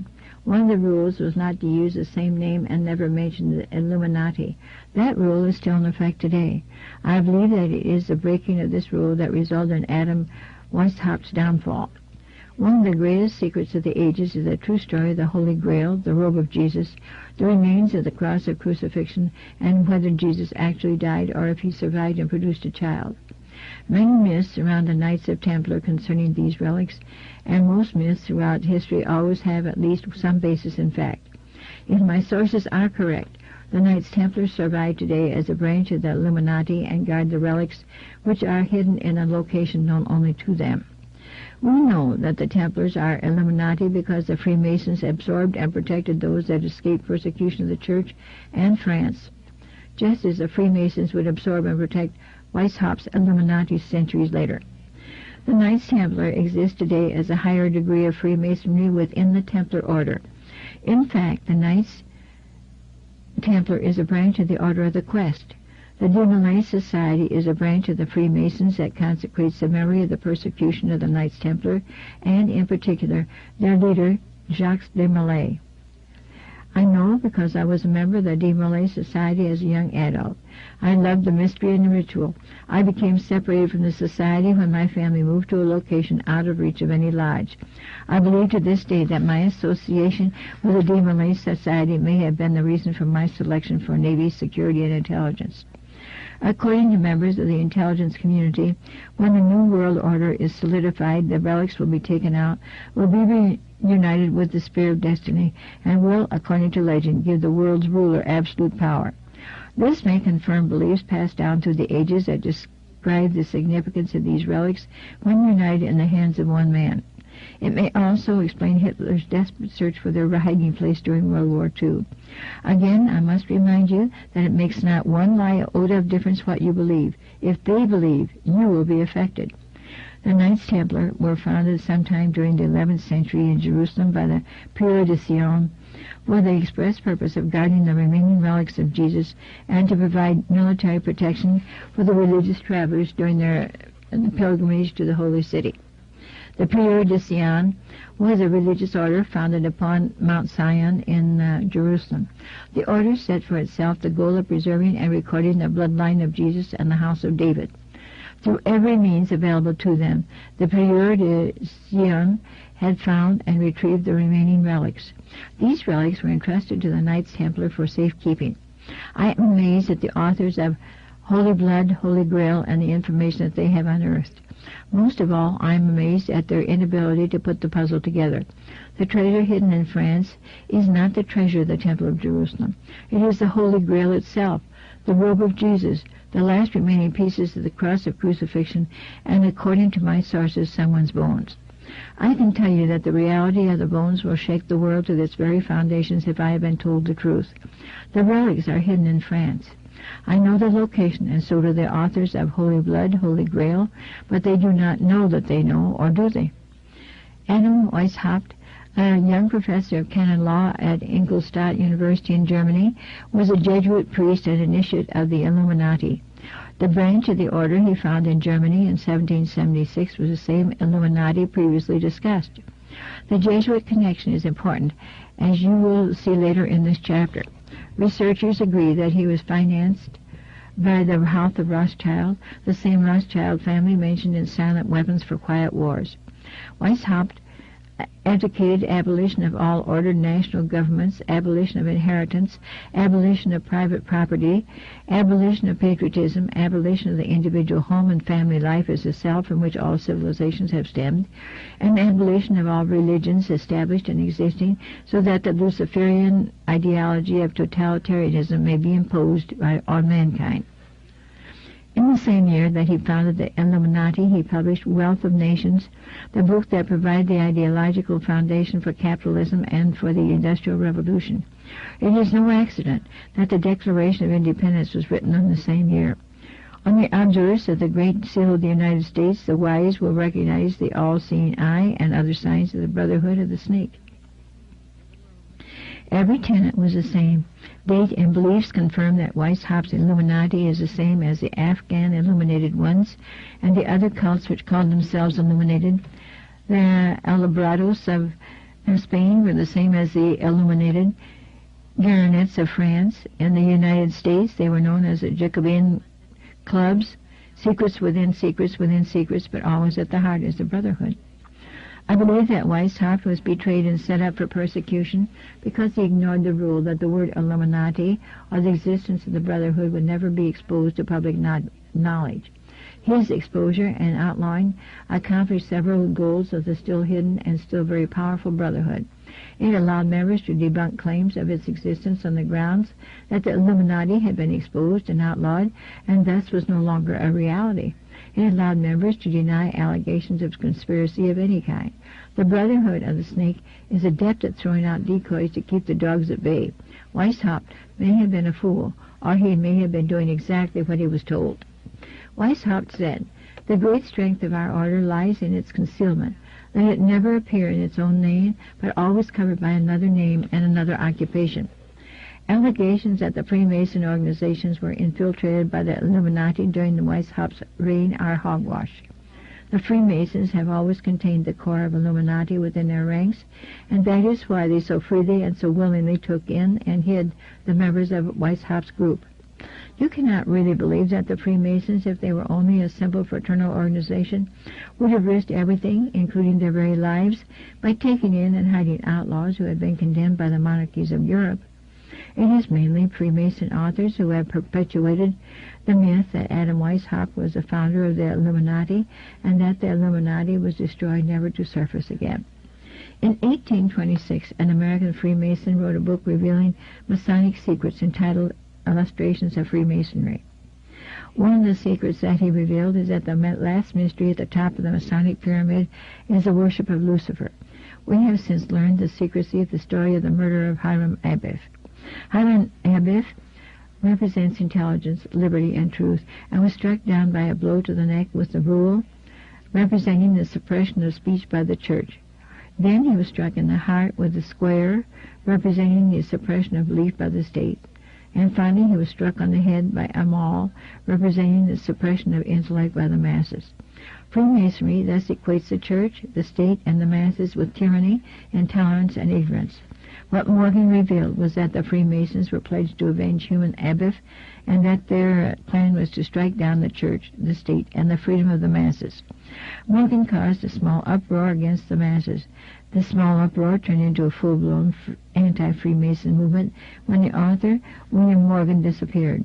Morgan had apparently been abducted and drowned in Lake Ontario. It was alleged that fellow Masons had done it, a claim that they deny to this day. Who else would have done it?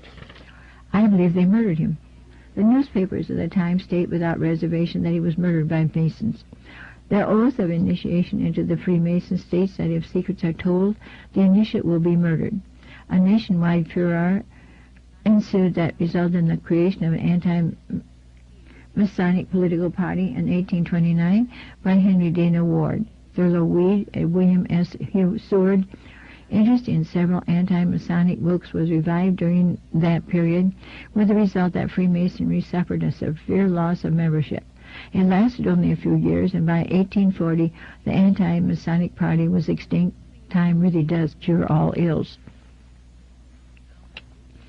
We know that the British Freemasons are a totally self-serving group that discriminates in favor of its own whenever jobs, promotions, contracts, or careers are concerned. The English Freemason organization was used by the KGB to infiltrate and take over British intelligence. British intelligence is synonymous with Chatham House, more commonly known as the Royal Institute for International Affairs, the parent organization of the Council on Foreign Relations in the United States. The English State Police, Scotland Yard, ordered its personnel not to join the Masons for fear the same would happen to them. Of course, you have been told all your life that the Freemasons are only a benevolent fraternal organization bent only on community service. Read on, O innocent one. Probably the most notorious Freemason lodge is the P2 Lodge in Italy. This group has been implicated in everything from bribery to assassinations. P2 is directly connected to the Vatican, the Knights of Malta, and to the U.S. Central Intelligence Agency. It is powerful and dangerous. The P2 Lodge has succeeded in infiltrating the Vatican and has scored a coup of tremendous significance. The Pope, John Paul II, has lifted the ban against Freemasonry. Many high-level members of the Vatican are now Freemasons. I tell you now that Freemasonry is one of the most wicked and terrible organizations upon this earth. The Masons are major players in the struggle for world domination. The 33rd degree is split into two. One split contains the core of the Luciferian Illuminati, and the other contains those who have no knowledge of it whatsoever. All of the intelligence officers that I worked for while in naval intelligence were Masons. As I stated before, I believe that my association with the De Molay Society as a young adult may have been the reason that I was selected for naval security and intelligence. However, that is only a guess. I had intended to go into great detail linking P2, the Bureau de Sion, the Vatican, the CIA, Organizations for a United Europe, and the Bilderberg Group. Fortunately, Michael Begant, Richard Lee, and Henry Lincoln beat me to it. I say fortunately because they confirmed my previous allegation that I published in my paper, The Secret Government, that the CIA had plants called moles deep within the Vatican. I do not wish to be called a plagiarist, so you must read Holy Blood, Holy Grail, and The Messianic Legacy, both by Begant, Lee, and Lincoln. Any reputable bookstore should carry them. Between pages 343 and 361 of the Messianic Legacy, you can read the alliance of power that resulted in a secret world government. Most members of the Freemasons are not aware that the Illuminati practices what is known as secrets within secrets, or organizations within organizations. That is one purpose of initiation. I cannot excuse any of the members, however, for anyone who joins a society without knowing everything about the organization is indeed a fool. Only those at the top who have passed every test truly know what the Masons are hiding, thus rendering it impossible for anyone outside to know much at all about the group. What does that say about the new members, or those who are already members but do not know the ultimate secrets? It tells me that fools abound. Unlike authors who out of fear have acted as apologists for the Freemasons, I decline to absolve them of responsibility and guilt. The Freemasons, like everyone else, are responsible for the cleanliness of their home. The occupant of a secret house within a secret house within a secret house cannot clean if he cannot see the number of rooms or what they contain. Their house is a stinking cesspool. Look to the Masons for the guilty party if anything happens to meet. I believe that they have murdered in the past and that they will murder in the future. I firmly believe that all adult secret societies that practice degrees of initiation and consider the members to be illuminated are branches of the original ages-old Illuminati. Their goal is to rule the world. The doctrine of this group is not democracy or communism, but is a form of fascism. The doctrine is totalitarian socialism. You must begin to think correctly. The Illuminati are not communists, but some communists are Illuminati. 1. Monarchism, thesis, base democracy, antithesis in World War I, which resulted in the formation of communism and the League of Nations synthesis. 2. Democracy and communism, thesis, base fascism, antithesis in World War II, and resulted in a more powerful United Nations synthesis. 3. Capitalism, thesis, now faces communism, antithesis, and the result will be the New World Order, totalitarian socialism, synthesis. The 1953 report of the California Senate Investigating Committee on the Education stated so-called modern communism is apparently the same hypocritical world conspiracy to destroy civilization that was founded by the Illuminati and that raised its head in our colonies here at the critical period before the adoption of our Constitution. The California Senate understood that communism is the work of the Illuminati. They failed to realize that the Council on Foreign Relations and the Trilateral Commission are also the work of the Illuminati. You must begin to think correctly. The enemy is not communism, it is Illuminism. The communists are not going to be much happier with a new world order than we. I hope to show that most modern secret societies, and especially those that practice degrees of initiation, and that is the key, are really one society with one purpose.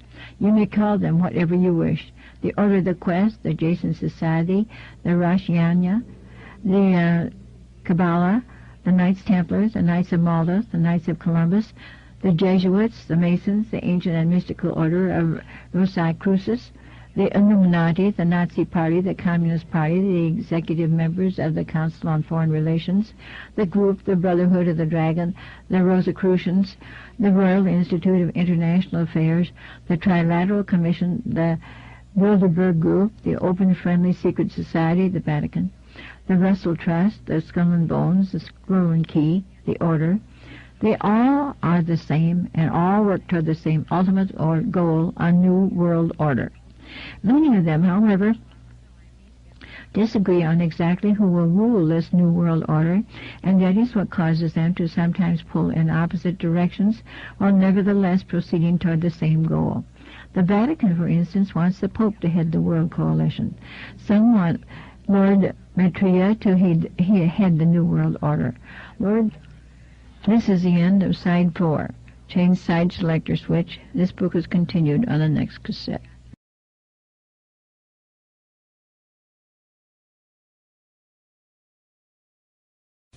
Side 5 of Behold a Pale Horse by William Cooper, continuing the reading on page 80. Lord Maitreya is the front runner, I believe, since witnesses say he was present on the ship at Malta with Bush, Gorbachev, and the 10 regional heads of the New World Order.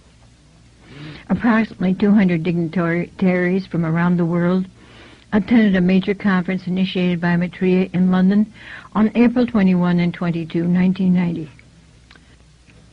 Representatives of governments including the USA, members of royal families, religious leaders, and journalists, all of whom had met with Maitreya previously, attended the conference.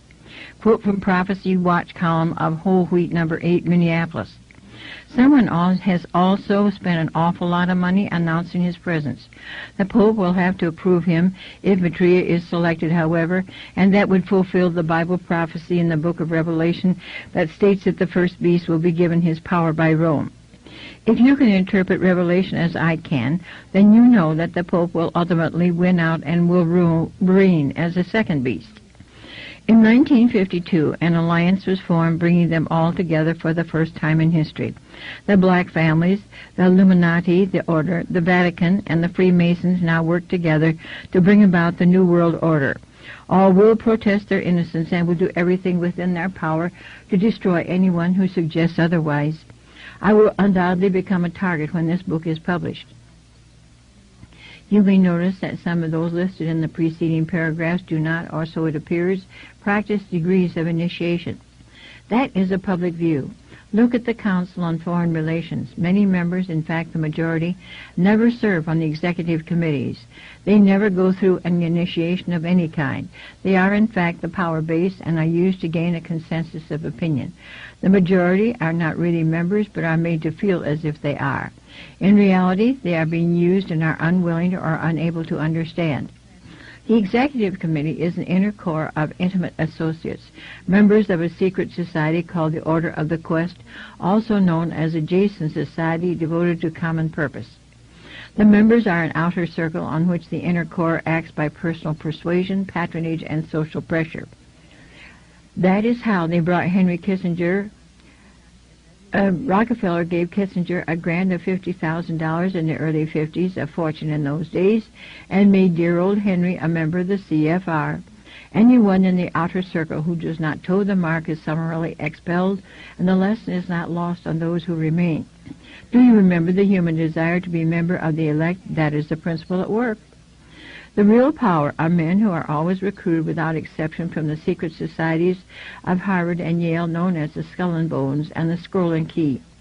Both societies are secret branches also called the Brotherhood of Death of what is otherwise historically known as the Illuminati.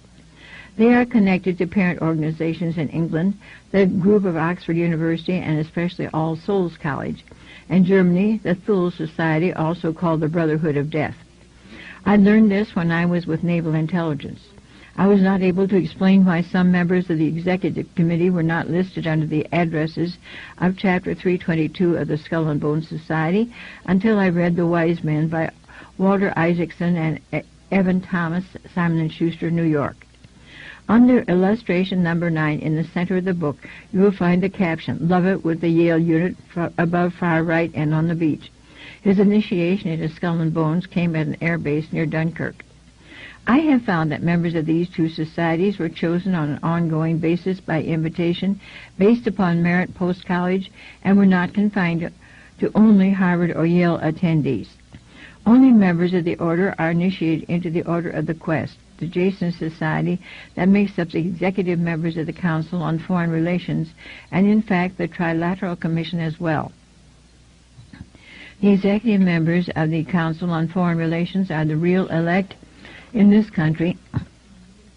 George Bush is a member of the order. Surprised? You shouldn't be. His father was also a member who helped finance Hitler. It is important that you know that the members of the order take an oath that absolves them from any allegiance to any nation or king or government or constitution. And that includes the negating of any subsequent oath of allegiance which they may be required to take. They swear allegiance only to the order and its goal of a new world order. George Bush is not a loyal citizen of the United States, but instead is loyal only to the destruction of the United States and to the formation of the new world order. According to the oath Bush took when he was initiated into Skull and Bones, his oath of office as President of the United States of America means nothing. The Trilateral Commission is an elite group of some 300 very prominent business, political, and intellectual decision-makers of Western Europe, North America, and Japan. This enterprise is a private agency that works to build up political and economic cooperation among the three regions. Its grand design, which it no longer hides, is the New World Order. The Trilateral Commission was the idea of its founder, American banking magnate David Rockefeller. The real reason for its formation was the decline of the Council on Foreign Relations power as a result of the people's dissatisfaction with the Vietnam War. The reasoning behind the move toward the Trilateral Commission was the same as entering two horses in the same race. It doubles the chances of winning. The real power has always remained solidly in the hands of the Council on Foreign Relations. The Rockefeller family was, is, and always will be the benefactor of both organizations. Rockefeller, though powerful, is not in control in this country or anywhere else. The key to the real power is the fact that Rockefeller had to put out feelers at Bilderberg Group meeting in 1972 about forming a private group of trilateral leaders. The Bilderberg Group gave the nod, and Rockefeller's man Zbigniew Brzezinski gathered up a membership and organized the Trilateral Commission in 1972, not in 1973, as the Commission claims. The key to the danger presented by the Trilateral Commission is its seminal piece, written for them by Harvard professor Samuel P. Huntington in the mid-70s.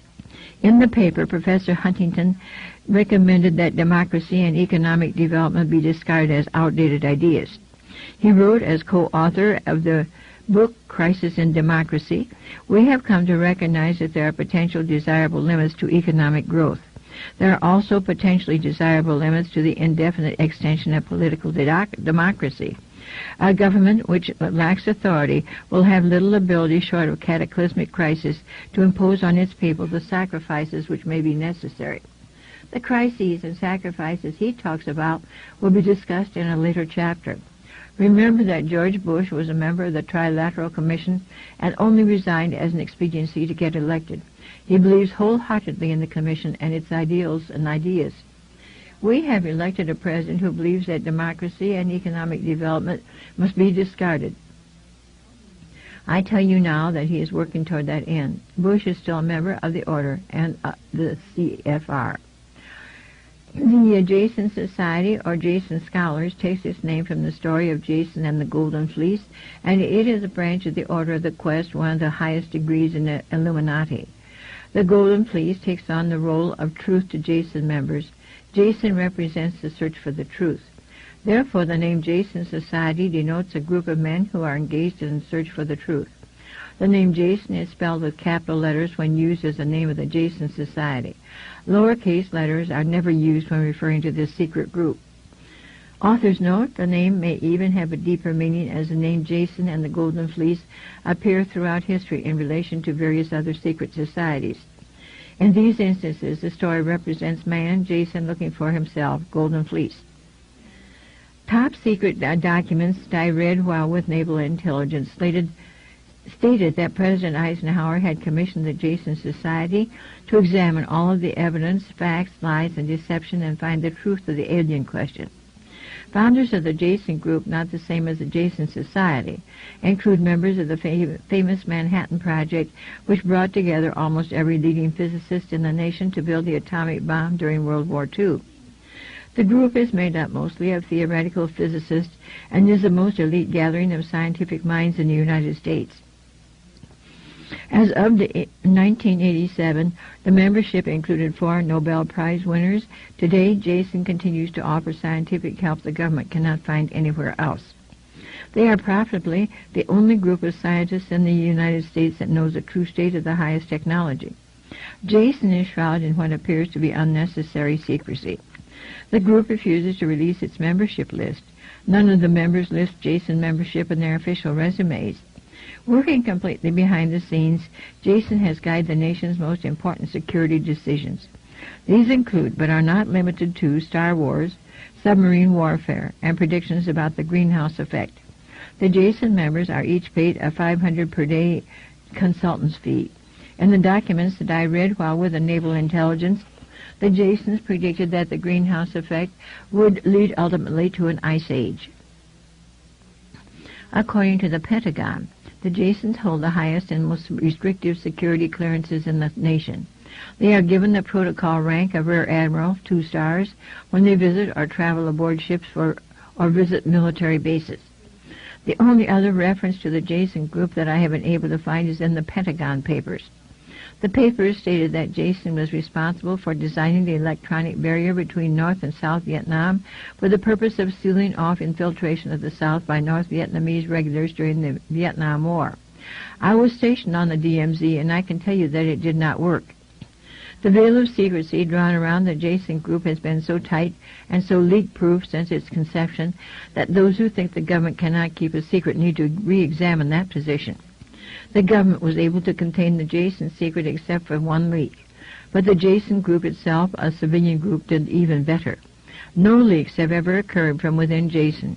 Jason is administered by the MITRE Corporation. Government contracts allotted to the MITRE Corporation are in reality allotted to the Jason scientists.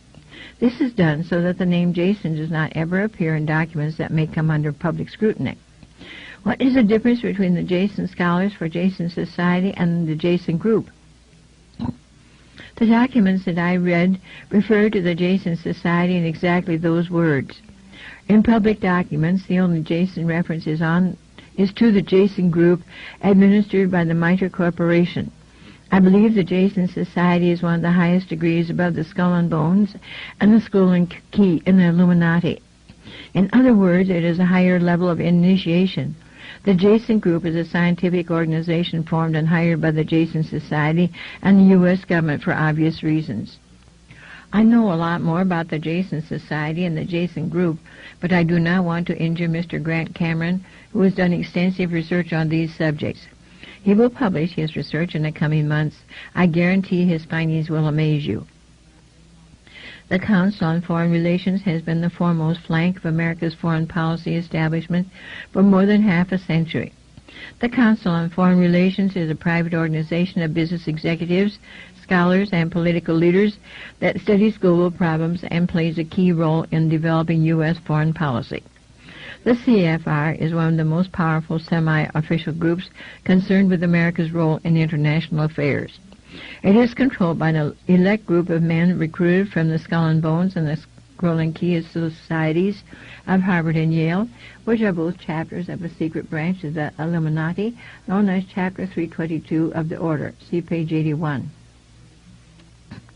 The members of the Order make up the Executive Committee of the Council on Foreign Relations after undergoing initiation into the Order of the Quest, also known as the Jason Society. The Council on Foreign Relations is an offshoot sister organization to the British Royal Institute of International Affairs. Their goal is a new world order. Although it existed as a dinner club in New York, it did not take on its present power until 1921, when it merged with the Royal Institute of International Affairs and received its financial base from J.P. Morgan, the Carnegie Endowment, the Rockefeller family, and other Wall Street banking interests. The Council on Foreign Relations controls our government. Through the years, its members have infiltrated the entire executive branch, State Department, Justice Department, CIA, and the top ranks of the military. Every director of the Central Intelligence Agency has been a member of the CFR. Most presidents since Roosevelt have been members.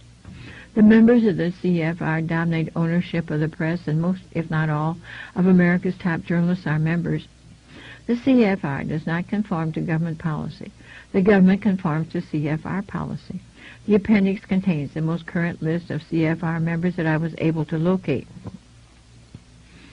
I read top secret documents filed with Naval Intelligence that stated that President Eisenhower had appointed 6 of the executive committee members of the CFR to sit on the panel called Majesty 12, also known as Majority 12 for security reasons. Majesty 12 is a secret group that is supposed to control extraterrestrial information and projects. The document stated that Eisenhower had also appointed 6 members from the executive branch of government who were also members of the CFR. The total membership of Majesty 12 was 19, including Dr. Edward Teller and the 6 members from the Jason Scientific Group. Again, whether this is true or just information depends solely upon the existence of aliens. The CFR is a secret society that it forbids the taking of notes or the publishing of minutes of its meetings. Any member who divulges this subject or any part of any conversation or talk that took place during a meeting is terminated. The goal of the Council on Foreign Relations is a new world order. George Bush is a member of the CFR. The Knights of Malta play a powerful role in this scenario. In the 1930s, General Smedley Butler was recruited to help take over the White House. He was told that he was needed because of his general popularity with the military. General Butler blew the whistle and named several prominent Americans as part of the plot. At the top of the list was John J. Raskob, who was a founding member of the U.S. branch of the Knights of Malta. He was board chairman of General Motors. He was, at the time, a U.S. treasurer of the Knights of Malta. Congressional hearings were held to investigate the plot, but none of those named, including Raskob, was ever called to testify, and nothing ever came of the hearings. Although you will find this in the congressional records, you will never find it in any history book anywhere. It is significant that the Iran-Contra episode has many similarities to the 1930s plot. William Casey was a member of the Knights of Malta. William Casey, with the help of Vice President Bush, Anne Armstrong, and Donald Regan, caused the President's Foreign Intelligence Advisory Board to be emasculated so that Bush, Casey, North, and others could carry out their dirty deeds without oversight. They had also developed a plan to suspend the Constitution of the United States and were preparing to implement the plan when they were caught. These facts emerged from the hearings but were suppressed by the committee chairman, Senator Daniel Inouye of Hawaii. You must understand that tremendous power was involved in both attempts to overthrow the United States government. William Casey was the director of the CIA. He was a member of the CFR. Casey was a Knight of Malta. He was the head of Ronald Reagan's political campaign. He was head of the Securities and Exchange Commission. During the Nixon administration, he was head of the Export-Import Bank. Casey arranged financing for the Kama River truck factory in the Soviet Union, with 90% of the funds guaranteed or furnished by the United States taxpayer. This factory built military truck and tank engines for the Soviet Army. It was, and may still be, the largest factory in the world and can produce more heavy trucks than all U.S. factories together. I believe Casey was murdered.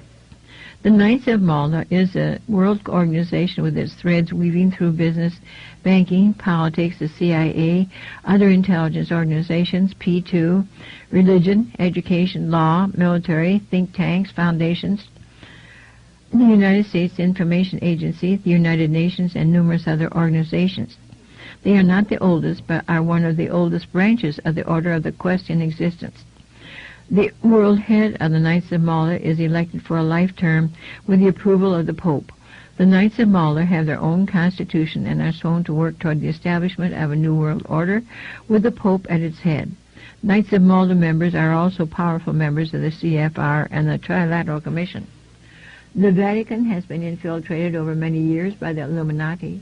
This is easily proven by the fact that in 1738, Pope Clement XII issued a papal bull which stated that any Catholic who became a Mason would be excommunicated, a very serious punishment. In 1884, Pope Leo XIII issued a proclamation stating that Masonry was one of the secret societies attempting to revive the manners and customs of the pagans and establish Satan's kingdom on earth. Piers Compton, in his book The Broken Cross, traces the infiltration of the Catholic Church by the Illuminati. He has found the use of the all-seeing eye in the triangle by leading Catholics and by the Jesuits. It was used in the seal of the Philadelphia Eucharistic Congress in 1976. It was on a special issue of Vatican stamps in 1978, announcing the final Illuminati victory to the world. Mr. Compton claims that Pope John XXIII wore the all-seeing eye in the triangle on his personal cross. Compton is adamant that several hundred leading Catholic priests, bishops, and cardinals are members of the secret societies. He quotes an article in an Italian journal that lists more than 70 Vatican officials, including Pope Paul VI's private secretary, the Director General of Vatican Radio, the Archbishop of Florence, the Prelate of Milan, the Assistant Editor of the Vatican newspaper, several Italian bishops, and the Abbot of the Order of St. Benedict. Those are only the ones that are known, and only the ones known in Italy. It is widely believed that this Pope, John Paul XXII, is a member of the Illuminati. I believe, according to my research, that it is true. The best indication of infiltration is that on November 27, 1983, the Pope retracted all of the papal bulls against Freemasonry and allowed Catholics, after several hundred years, to again become members of secret societies without fear of excommunication. The goal of the Illuminati to elect one of their own to the papacy appears to have come to fruition. If that is the case, the New World Order is just on the horizon. Now is the time. The first U.S. ambassador to the Vatican was William Wilson, a Knight of Malta. His appointment was probably illegal and, for a fact, was highly unethical. Wilson could not possibly have represented the U.S. when his allegiance was sworn to the Pope.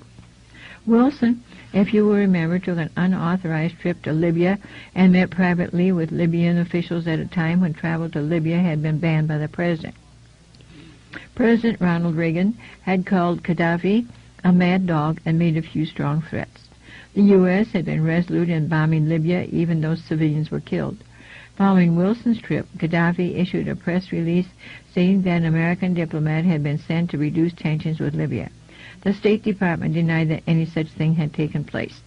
Ambassador Wilson closed his mouth and refused any comment. To this day, he has said nothing, even though his actions made a liar of the United States and embarrassed us worldwide. A clue to what was happening is the fact that while we had cut off Libya and even bombed them, and while travel by U.S. citizens to Libya was forbidden, 5 huge oil conglomerates were filling their pockets dealing with Gaddafi. One of the companies was headed by J. Peter Grace, president of W.R. Grace. 8 members of the W.R. Grace Company are members of the Knights of Malta. According to an article by Leslie Geld in the New York Times, administration officials had expressed concern about Mr. Wilson's activities. These actions, they said, often seemed to revolve around his contacts and interest in the oil business. Wilson should have been fired, but instead nothing happened except that he and his wife attended a papal Easter Mass and stood next to George Shultz and his wife. In diplomatic language, this indicated private approval of his actions. George Shultz, of course, is a member of the CFR, the Bohemian Club, and the Bechtel Corporation, all of which have close ties to the Order and Knights of Malta. Wilson engaged in several other improprieties during his ambassadorship. Again, in each case, nothing happened. Finally, he resigned. Later, if you will remember, President Reagan suffered a fall from a horse on William Wilson's ranch in Mexico. Do you seriously think that President Reagan would have visited Wilson's home in Mexico if he had not approved of Wilson's actions while he was the U.S. ambassador to the Vatican? Knight of Malta Myron Taylor was President Roosevelt's envoy. Knight of Malta John McCone was President Kennedy's envoy, and he was also the director of the CIA during the early 60s. A former mayor of New York City, Robert Wagner, was President Jimmy Carter's envoy. Frank Shakespeare replaced William Wilson. Frank Shakespeare is a Knight of Malta, and so it goes. President Reagan spoke at the annual Knights of Malta dinner. The Knights of Malta all have diplomatic immunity. They can ship goods across borders without paying duty or undergoing customs checks. Does that ring any bells? In any case, that is power. The Knights of Malta is held up by a backbone consisting of nobility. Nearly half of the 10,000 members belong to Europe's oldest and most powerful families. This cements the alliance between the Vatican and the black nobility. The black nobility is mostly the rich and powerful of Europe. The head of the black nobility is the family that can claim direct descendancy from the last Roman emperor. Maybe now you can see that things are beginning to fall into their proper place. Membership in the Knights of Malta entails obedience to one's superior in the order and ultimately to the Pope. Therefore, a U.S. ambassador who is also a member of the Knights of Malta faces a conflict of interest. Why is this fact ignored? President Bush appointed Knight of Malta Thomas Melody to the post of U.S. ambassador to the Vatican. The Vatican has founded the Pope John Paul II Center for Prayer and Study for Peace at 1711 Ocean Avenue, Spring Lake, New Jersey, and the mansion overlooking the ocean. The mansion was given to the New York Archdiocese by the estate of Elmer Bobst, who died in 1978. He was a multimillionaire and a chairman of Warner Lambert Company. Richard Nixon was a frequent visitor. Directors of the center were Kurt Waldheim, former Secretary General of the United Nations and ex-Nazi war criminal; Cyrus Vance, former Secretary of State under Carter and member of both the Council on Foreign Relations and the Trilateral Commission; Claire Booth Luce, a dame of the Knights of Malta; and J. Peter Grace of W.R. Grace Company, who is head of the Knights of Malta in the United States. The center was set up by the Vatican as a part of the Pope's new peace plan, which will bring the world together. See my paper, The Secret Government. The center has 2 roles. 1. Educate Catholics and their children to accept the New World Order. 2. Provide residence for the World Peace Solution Computer and an ongoing study for peaceful solutions to any future problems which may endanger world peace. The computer is hooked to the world capitals via satellite. All nations have agreed to relinquish sovereignty to the Pope and submit future problems to the computer for solution. Of course, this will not go into effect until the New World Order is publicly announced. I believe that the New World Order was born in secrecy on January 19, 1989. Now you know. Acquaint yourself anew with the teachings of Jesus. Compare his teachings with the tenets of the Illuminati, and then compare it with the following. The Vatican has stated at various times that the Pope is for total disarmament. The Pope is for elimination of the sovereignty of the nation-states. The Pope is also stating that property rights are not to be considered true property rights. The Pope believes that only the Vatican knows what is right for man. In the early 1940s, the IG Farben Chemical Company employed a Polish salesman who sold cyanide to the Nazis for use in Auschwitz. The same salesman also worked as a chemist in the manufacture of the poison gas. This same cyanide gas, along with the Zyklon B and malathion, was used to exterminate millions of Jews and other groups. Their bodies were then burned to ashes in the ovens. After the war, the salesman, fearing for his life, joined the Catholic Church and was ordained a priest in 1946.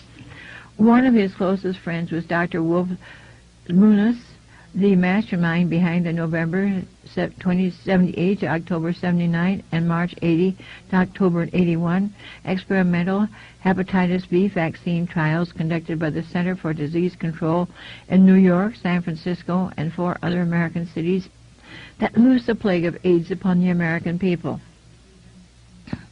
The salesman was ordained Pope Poland's youngest bishop in 1958. After a 30-day reign, his predecessor was assassinated, and our ex-cyanide gas salesman assumed the papacy as Pope John Paul II. 1990 is the right time with the right leaders.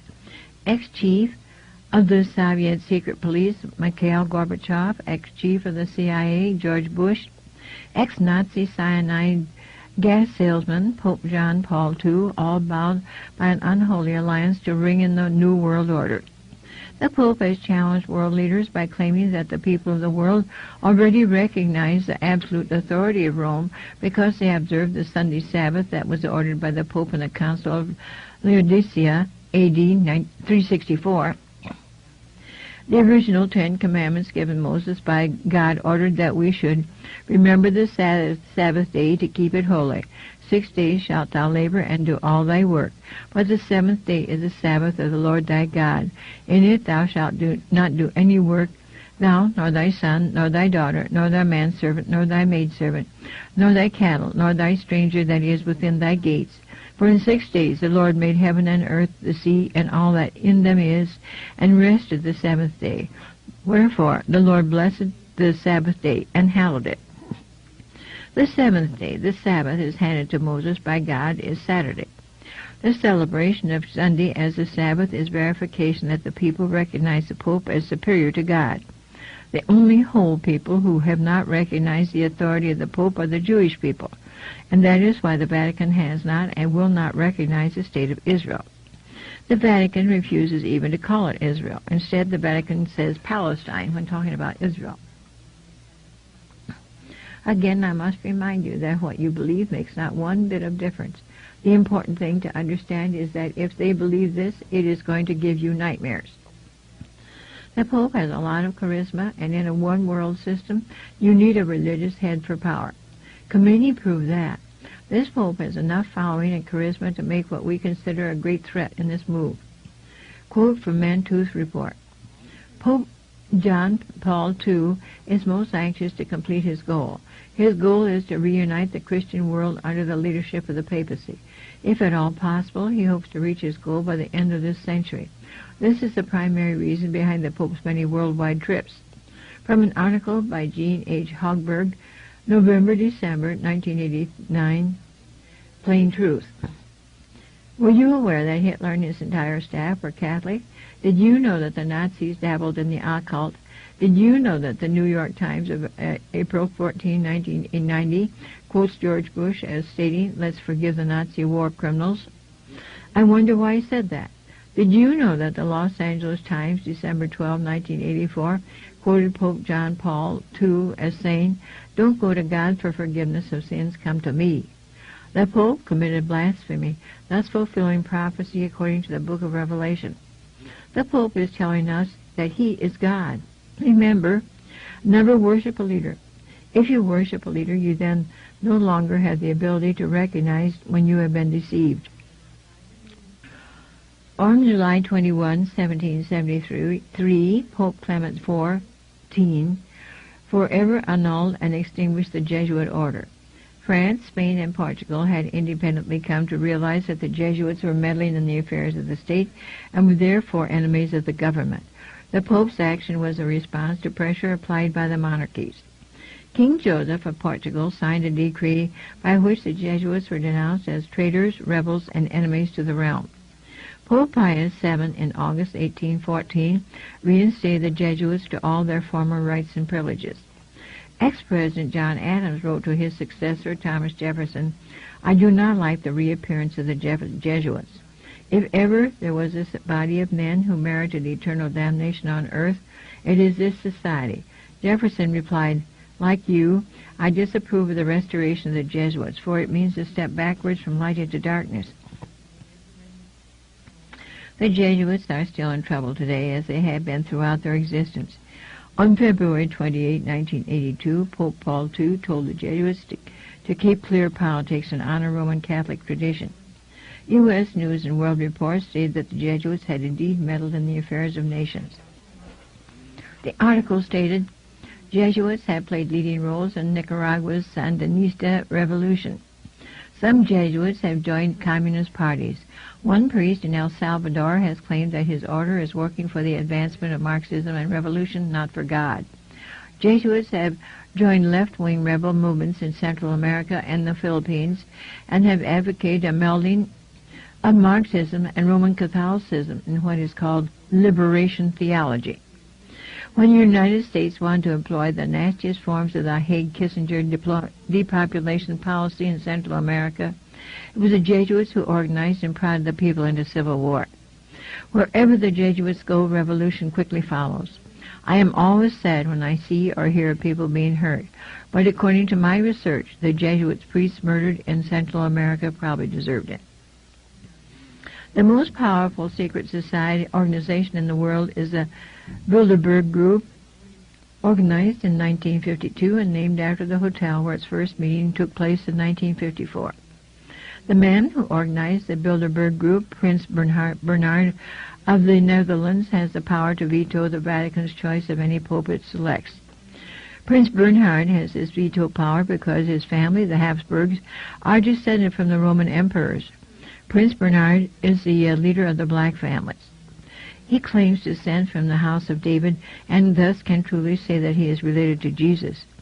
Prince Bernhard, with the help of the CIA, brought the hidden ruling body of the Illuminati into public knowledge as the Bilderberg Group.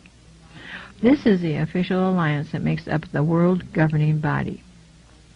The core of the organization is 3 community committees, made up of 13 members each.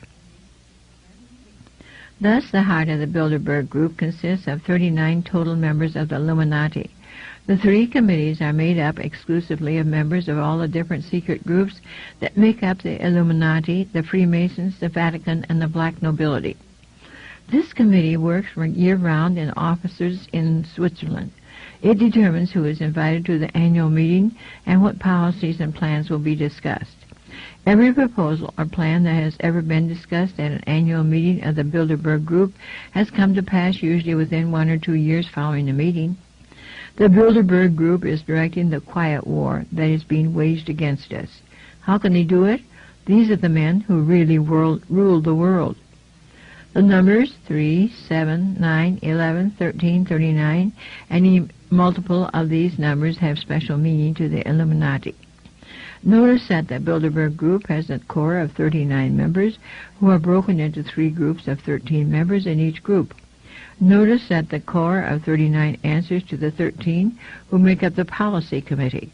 Take special notice that the 13 members of the Policy Committee answer to the Round Table of 9. You know that the original number of states in the United States of America was 13. The Constitution has 7 articles and was signed by 39 members of the Constitutional Convention. The United States was born on July 4, 1976. July is the 7th month of the year. Add 7 for July and 4, and you have 11. 1 plus 7 plus 7 plus 6 equals 21, which is a multiple of 3 and 7. Add 2 plus 1 and you get 3. Look at the numbers in the 1776 and you see 2 7s and a 6, which is a multiple of 3. Coincidence, you say? I say baloney. And I'd really like to say something a lot stronger. For those of you who still say it's accidental, however, I offer the following evidence. I could write a book just on numerical links, but I won't. Manly P. Hall, 33rd degree Mason, probably the most renowned expert on these subjects, wrote in his book, The Secret Destiny of America, for more than 3,000 years, secret societies have labored to create the background of knowledge necessary to the establishment of an enlightened democracy among the nations of the world. All have continued, and they still exist, as the Order of the Quest. Men bound by a secret oath to labor in the cause of world democracy decided that in American colonies they would plant the roots of a new way of life. The Order of the Quest was set up in America before the middle of the 17th century. Franklin spoke for the Order of the Quest, and most of the men who worked with him in the early days of the American Revolution were also members. Not only were many of the members the founders of the United States government Masons, but they received aid from a secret and august body existing in Europe, which helped them to establish this country for a particular purpose known only to the initiated few. I found these quotes in a book on page 133. When added together, 1 plus 3 plus 3 equals the number 7. Coincidence? I think not. We can get a little insight into the Order of the Quest from Franklin D. Roosevelt's Secretary of Agriculture, Henry Wallace, the man directly responsible for the printing of the reverse of the Great Seal of the United States on the $1 bill. Mr. Wallace, a member of the Order of the Quest, wrote in a letter to the Russian mystic and artist Nicholas Roerich, "The search, whether it be for the lost word of Masonry, or the holy chalice, or the potentialities of the age to come, is the one supremely worthwhile objective. All else is karmic duty. But surely everyone is a potential Galahad, so may we strive for the chalice on the flame above it. The Holy Grail has a way of popping up on a regular basis in the writings of secret societies. In the Great Seal of the United States, we see the ancient symbol of the Brotherhood of the Snake or Dragon, which, as you already know, is all-seeing eye, and the pyramid representing Lucifer in the form of wisdom. Just below the pyramid, you will note Novus Ordo Seclorum, which translated means New World Order. There are 9 tail feathers on the eagle, 13 leaves in the olive branches, 13 bars and stripes, 13 arrows, 13 letters in E pluribus unum, 13 stars in the green crest above, 13 stones in the pyramid, 13 letters in Anuit Coeptus. 13 is the mystical number assigned to Satan, according to Stan Dale in his excellent book entitled Cosmic Conspiracy. All of these mystical numbers also have special meaning to the Freemasons. You may have to be a devout skeptic to miss it. You would have to be a devout skeptic to miss the tremendous significance of all these supposed coincidences. Who among you can still say that there is no link? I read while in naval intelligence that at least once a year, maybe more, 2 nuclear submarines meet beneath the polar ice cap and meet together at an airlock. Representatives of the Soviet Union meet with the policy committee of the Bilderberg Group. The Russians are given the script for their next performance. Items on the agenda include the combined efforts in the secret space program governing Alternative 3. I now have in my possession official NASA photographs of a moon base in the crater Copernicus. This method of meeting is the only way that is safe from detection and/or bugging. The public outcry that would result would destroy everything that should these meetings be discovered. A BBC TV documentary program entitled Science Report revealed these same facts but subsequently issued a retraction. In their retraction, they stated that the show had been fiction. It must be noted here that Science Report was a very respected documentary, non-fiction program in Britain. Never in its history had it ever aired fiction. This subject is explored in depth in another chapter. There is no other method that I know of to verify these meetings short of somehow becoming a crew member on one of the submarines. Is alternative 3 true, or is it a part of the plan to bring in the New World Order? It really doesn't matter, because either way we're screwed. The quicker you understand that, the wiser you become. The members of the Bilderberg Group are the most powerful financiers, industrialists, statesmen, and intellectuals who get together each year for a private conference on world affairs. The meetings provide an informal, off-the-record opportunity for international leaders to mingle and are notorious for the cloak of secrecy that they are held under. The headquarters office is in The Hague in Switzerland, the only European country never invaded or bombed during World Wars I and II. Switzerland is the seat of world power. The goal of the Bilderberg Group is a one-world totalitarian socialist government and economic system. Take heed, as time is running short. You must understand that secrecy is wrong.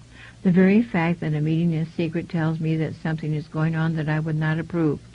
Do not ever believe that grown men meet on a regular basis just to put on fancy robes, hold candles, and glad-hand each other. George Bush, when he was initiated into the Skull and Bones, did not lie naked in a coffin with a ribbon tied around his genitalia and yell out the details of all his sexual experiences because it was fun.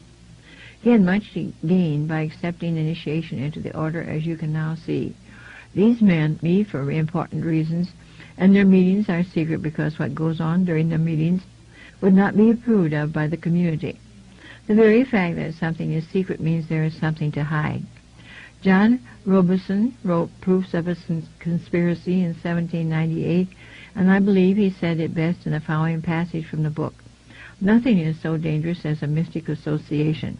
The object remaining a secret in the hands of the managers, the rest simply put a ring in their own noses by which they may be led about at pleasure.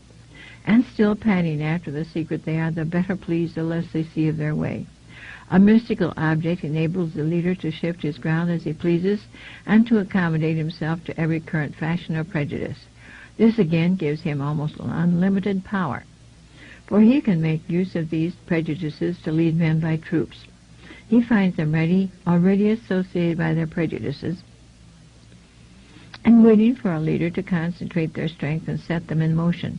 And when once great bodies of men are set in motion, with the creature of their fancy for a guide, even the engineer himself cannot say, "Thus far thou shalt go, and no farther." Is the common man really as stupid as the elite seem to believe? If he is, then maybe the average citizen is better off ignorant, being manipulated this way and that whenever the elite deem it necessary. We will discover the answer very quickly when the common man finds that his e-ticket to fantasy land has just expired. I hope I have shown you the role of secret societies and groups within the world power structure. I hope you can see how these groups again and again keep power. And you should have some understanding of how operating in secrecy and infiltrating every level of government and vital industry, including the press, the elect manipulate the people and nations of the world toward any direction desired. I hope you caught on to the fact that the secret power structure is toward a totalitarian socialist state, fascism. It is not the Nazis, as they were a product of this powerful structure. It is not the Jews, although some very wealthy Jews are involved. It is not the communists, as they fit the same category as the Nazis. It is not the bankers, but they do play an important role. I also hope that you're beginning to look inside yourself to see if their reality fits. Are you getting the message? For a better understanding of secret societies and their role throughout the ages, I recommend you read the books listed as source material at the end of this chapter. U.S. President Bush and Soviet President Gorbachev arrived yesterday on this Mediterranean island for a summit conference beginning today, during which both hope to start the search of the New World Order. New York Times, December 1, 1989. Sources: Alamo, Tony, various writings, Music Square Church, P.O. Box 710, Van Buren, Arkansas, 72956. Phone 501-997-8118. Bigant, Michael, Richard Lee, and Henry Lincoln. Holy Blood, Holy Grail, Delacorte Press, New York, 1982. Bigant, Michael, Richard Lee, and Henry Lincoln, The Messianic Legacy, Dell Publishing, New York, 1989. Bramley, William, The Gods of Eden, Dahlen Family Press, San Jose, California, 1989. Cantwell, Allen Jr., M.C., AIDS and the Doctors of Death, Aries Rising Press, 1988. Carr, William Guy, Pawns in the Game, Omni Publications, Palmdale, California, date unknown. Doral, Archon, A History of Secret Societies, The Citadel Press, New York, 1961. Epperson, Ralph, The New World Order, Publius Press, Tucson, Arizona, 1990. Epperson, Ralph, Unseen Hand, An Introduction to the Conspiratorial View of History, Publius Press, Tucson, Arizona, 1985. Hall, Manly P., The Secret Teachings of All Ages, The Philosophical Research Society, Incorporated, Los Angeles, 1988. Hieronymus Robert, Ph.D., America's Secret Destiny, Spiritual Vision, and the Founding of a Nation, Destiny Books, Rochester, Vermont, 1989. Howard, Michael, The Occult Conspiracy, Destiny Books, Rochester, Vermont, 1989. Mantooth, Don, The Mantooth Report Newsletter, November 1989, New Haven, Indiana. Mullins, Eustace, The Curse of Canaan, Revelation Books, Staunton, Virginia, 1987. Robeson, John, Proofs of a Conspiracy, The American Classics, Belmont, Massachusetts, 1967, originally published in 1798. Robinson, John J., Born in Blood, The Lost Secrets of Freemasonry, M. Evans and Company, Incorporated, New York, 1989. Sutton, Anthony C., America's Secret Establishment, An Introduction to the Order of Skull and Bones, Liberty House Press, Billings, Montana, 1986. Wait.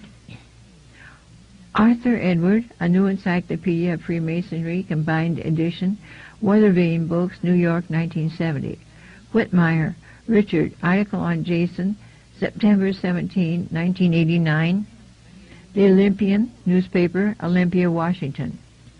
Chapter 3, Oath of Initiation of an Unidentified Secret Order from a mother who states that her son took this oath and who must remain unidentified. And Congressional Record, House, 1913, page 3216, furnished by Dr. Ron Brown. Not yet, O freedom, close thy lids in slumber, for thine enemy never sleeps. Bryant. This is the end of side 5. To continue, turn the cassette over.